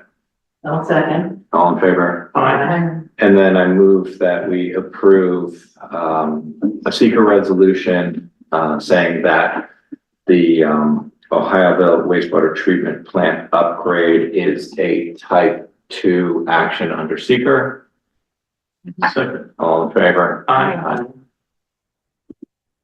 Move to adjourn the town board. Second. All right, oh, sorry. I just started jumping in. I'm like, all right, and we're back. I have a question. There's executive sessions on the agenda. Is it a joint executive session or should we? go- No, we should, yeah, let's do that. Let's, you're moving that we go into executive session for the personnel. Discussing the personnel. Yeah. Can we go in there or do we? I had unlocked it, so hopefully it still is unlocked. Wait, Tim, did you guys adjourn your portion of the meeting and then go into executive session? No, we didn't. You heard wrong. Okay, got it. Okay, so while they're going into executive session, we're going to launch our village, oh, sorry. Yeah, just go in the garage. Sorry about that. We had a staff person working late and they just made sure everything was locked and I appreciate that. So yeah, let's get into our village portion of the agenda. I want to make a motion to actually add an item, to the agenda to set a public hearing to be held for a possible community block grant application, and to, approve our business agenda as amended. Second. Yeah, and it's May 20th, an existing meeting. It's a meeting date. Yes.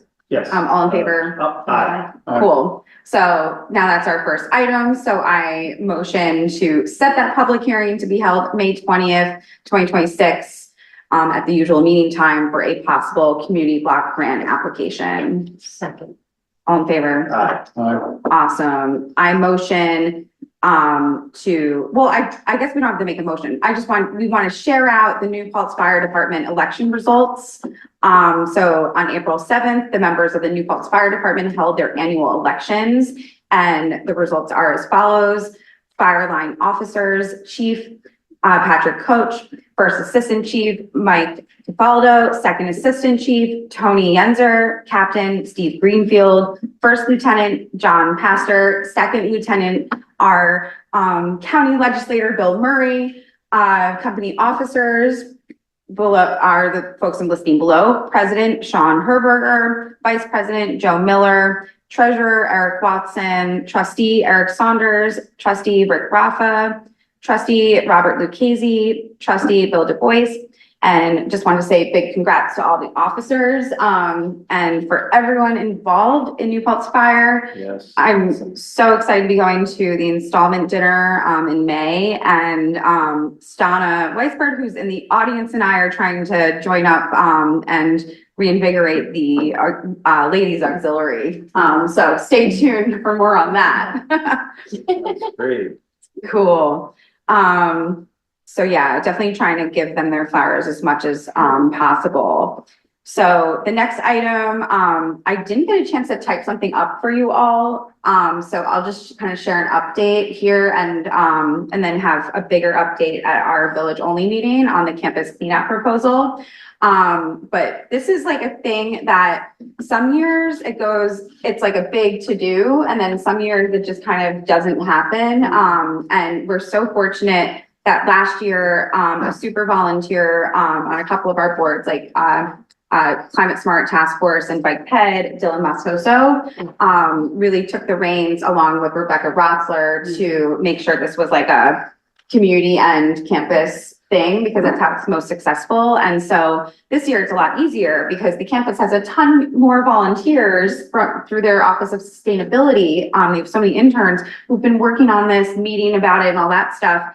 And on our end, it's just gonna be a matter of picking days to make some space in the garage bay available, coordinating with the folks who are organizing the Really, Really Free Market, coordinating with Family of New Paltz. They've been including me in their staff meetings and stuff, so that's easy. And basically making sure we don't get anything thrown out that could be reused.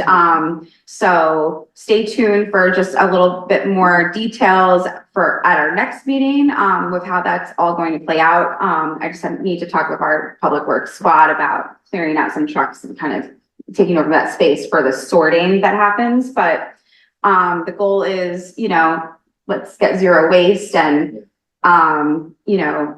especially last year, some air conditioners were collected and they were able to be re-gifted right away to families who need air conditioners. So hopefully we can do that again. Is our garbage hauler involved in that at all?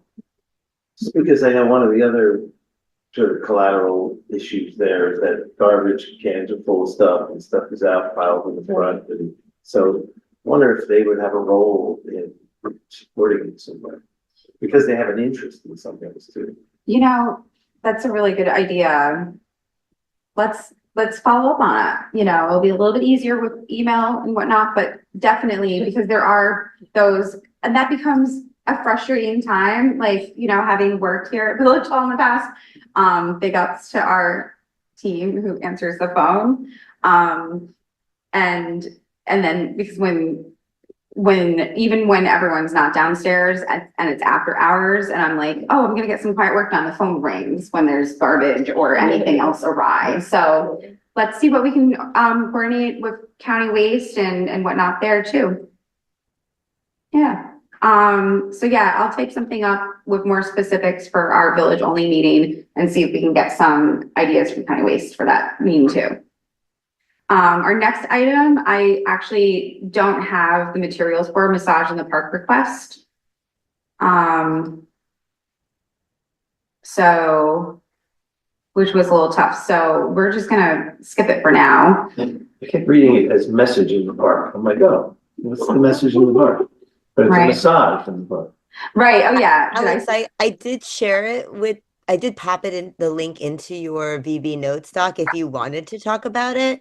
I realized after the fact that you were not included on the email where I received it. Oh, awesome. And the Thank you only so much. reason actually, oftentimes park use things go on the consent agenda because they're things that have just happened year after year, but this is the first time we've had a request like this. So Nicole and I thought the board might want to talk about it. That's like why it's here in this way.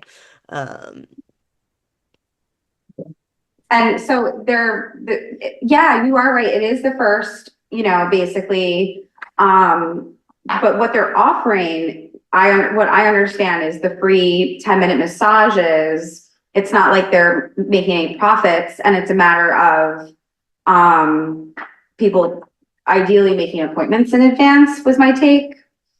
But basically the dates requested were from May through October, 3 days a week, 10 a.m. to 5 p.m., just having free 10-minute massages available. They estimate 15 to 20 people tops each day. And again, it's not like they're doing this for profit. I can't help but wonder if this is just going to help overall health as community. I wonder if it turns into profit after the 10 minutes, though, if that's what the point is, to kind of really in and then get to stay. I wonder. I mean, you could say the same thing about the pop-up gardens that we're planting, that's one way to get you hooked to growing organic tomatoes that you can pick on your own, Yeah, I think it's a cool idea though, and I'll definitely be one of those 15 to 20 people for sure. Yeah, I'm gonna show up with a different wig every 15 minutes. Yeah. Well, could the resolution just say that it's not able to be charged for even for an extended period? I mean, in other words, what you're saying, Steve, is that we would want them charging for the massages and parts. They want to offer them for free. That's great. We could just say that we would approve it, but it's not allowed to be charged for. Yeah, as long as it remains free and open to the public, Yeah.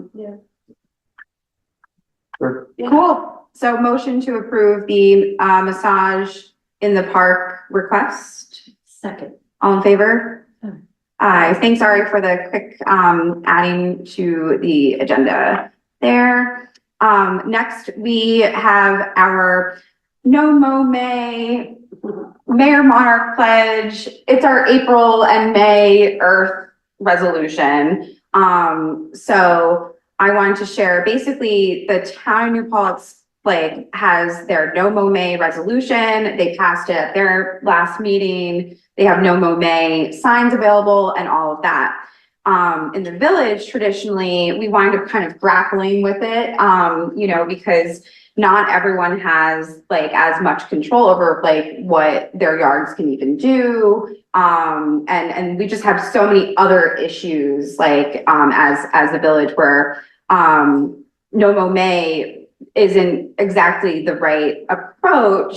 It's not very inclusive. But we want to talk about, use as an excuse to basically say the town's No Mow May idea is great. Thank you.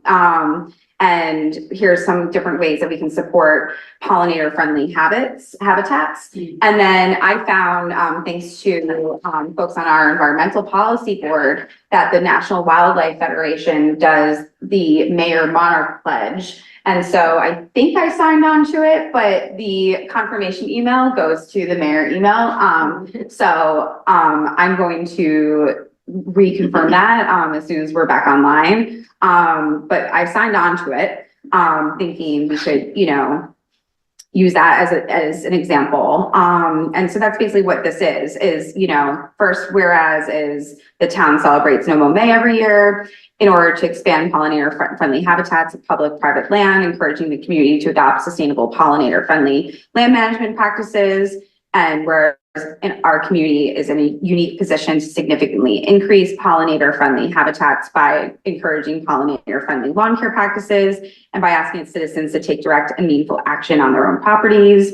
And whereas the ideal pollinator friendly habitat is comprised mostly of native wildflowers, grasses, vines, shrubs, and trees blooming in succession throughout the growing season, is free or nearly free of pesticides, is comprised of undisturbed spaces, including leaf and brush piles, unmown fields or field margins, and provides connectivity between habitat areas to support pollinator movement and resilience. And whereas the formative period for establishment of pollinator and other insect species and the many songbirds and other urban wildlife species which depend upon them occurs in late spring and early summer when they emerge from dormancy and require flowering plants as crucial foraging habitat. And these opportunities are dramatically reduced with early spring leaf litter removal and grass mowing. Whereas, Village of New Paltz Mayor Alex Wojcik, that's me, signed the 2026 National Wildlife Federation's Mayor's Monarch Pledge, committing to take meaningful action to protect the monarch butterfly. And whereas May also marks Lyme Awareness Month, an opportunity to learn about and spread awareness of Lyme disease and other tick-borne diseases. Infected ticks normally live on deer and mice, and the majority of tick bites occur in the summer months when ticks are most active and when more people are enjoying the outdoors. And whereas replacing lawns with native plant gardens can disrupt tick-host interactions and reduce tick-borne disease risk while also restoring biodiversity. And now therefore be it resolved that the Village of New Paltz supports the town's No Mow May recognition and commits to actively promoting and educating the community about the critical period of pollinator emergence, generation of crucial pollinators supporting habitat, and early spring foraging opportunities. Be it further resolved, the village hereby urges all residents to do their part by planting native milkweed and nectar plants to provide habitat for monarchs and other pollinators.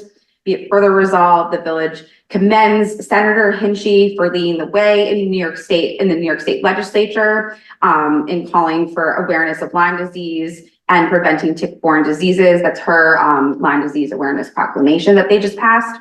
And this is the final one. Be it further resolved that the Village of New Paltz commits to the following to encourage all residents to learn about and celebrate monarch conservation while supporting all pollinators with a healthy dose of awareness of ticks and tick-borne diseases, especially Lyme. And that list is education outreach to residents, native seed giveaways, which we're doing this Saturday at Earth Day, planting native milkweed and pollinator-friendly species on village properties, which we did last Friday with the Girl Scouts, and turning as many vacant spaces into native pollinator gardens as possible, which we are doing every other Friday with the Girl Scouts.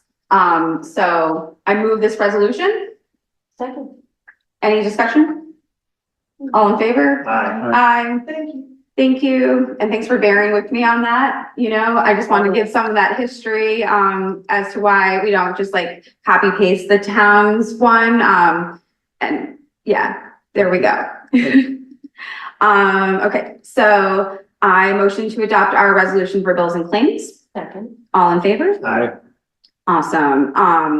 Any reports from planning board? I don't have any because I haven't gotten an email in a couple of weeks, so I'm behind on what's happening there. We were at the meeting last night. Yeah. The last night meeting, yeah. To be continued. There. Yeah, on the historic Huguenot Street project, I'm meeting with a ton of folks this week to hear all about it, and it was really cool listening to everyone last night too. So that's it. Any ZBA? We didn't meet this one. Great. All right. And then I just wanted to apologize for not being able to really link our new report in this month. But we're all working on it. Cool. Anything else village only? I just wanted to say one thing. So I'm new to this, so I'm not sure when the appropriate time is to say this. Wanted to say that I really appreciate what the gentleman said about the firearms and not distributing more firearms, and also the heartfelt and very important statements about the possible race bias in the police department and how that should be addressed. I don't know anything about it. Don't know how to address it, but it's an important topic. And then I just think that I wanted to also just say that one of the passionate people mentioned something, a hyperbolic figure of speech, but it shouldn't have been said, and it's just not appropriate in a public discourse. I just want to note that. Thank you. I'm sure it was accidental and just, part of an emotional outburst, but still it's not appropriate.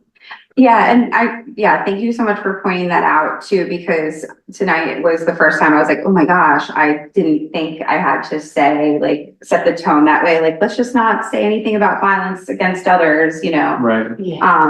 So, That was yeah. just a stream of consciousness. maybe in the future, we just make that more clear, just to help keep the temperature down. Yeah, or maybe even just interrupt and just say, hey, let's, I remember during Tim's re-election thing, there was something that was said and the person who should have said something didn't say anything. And there was an opportunity to say something and they didn't say something. And I think it's important to get in there and just say, hey, hold a sec, that's not appropriate. Yeah, thank you. Okay, so, motion to adjourn the village only Second. meeting. All in favor? Aye. I'm gonna keep this all live for when they get back. And I'm gonna sign some payables. Awesome. Yeah, I'll mute it.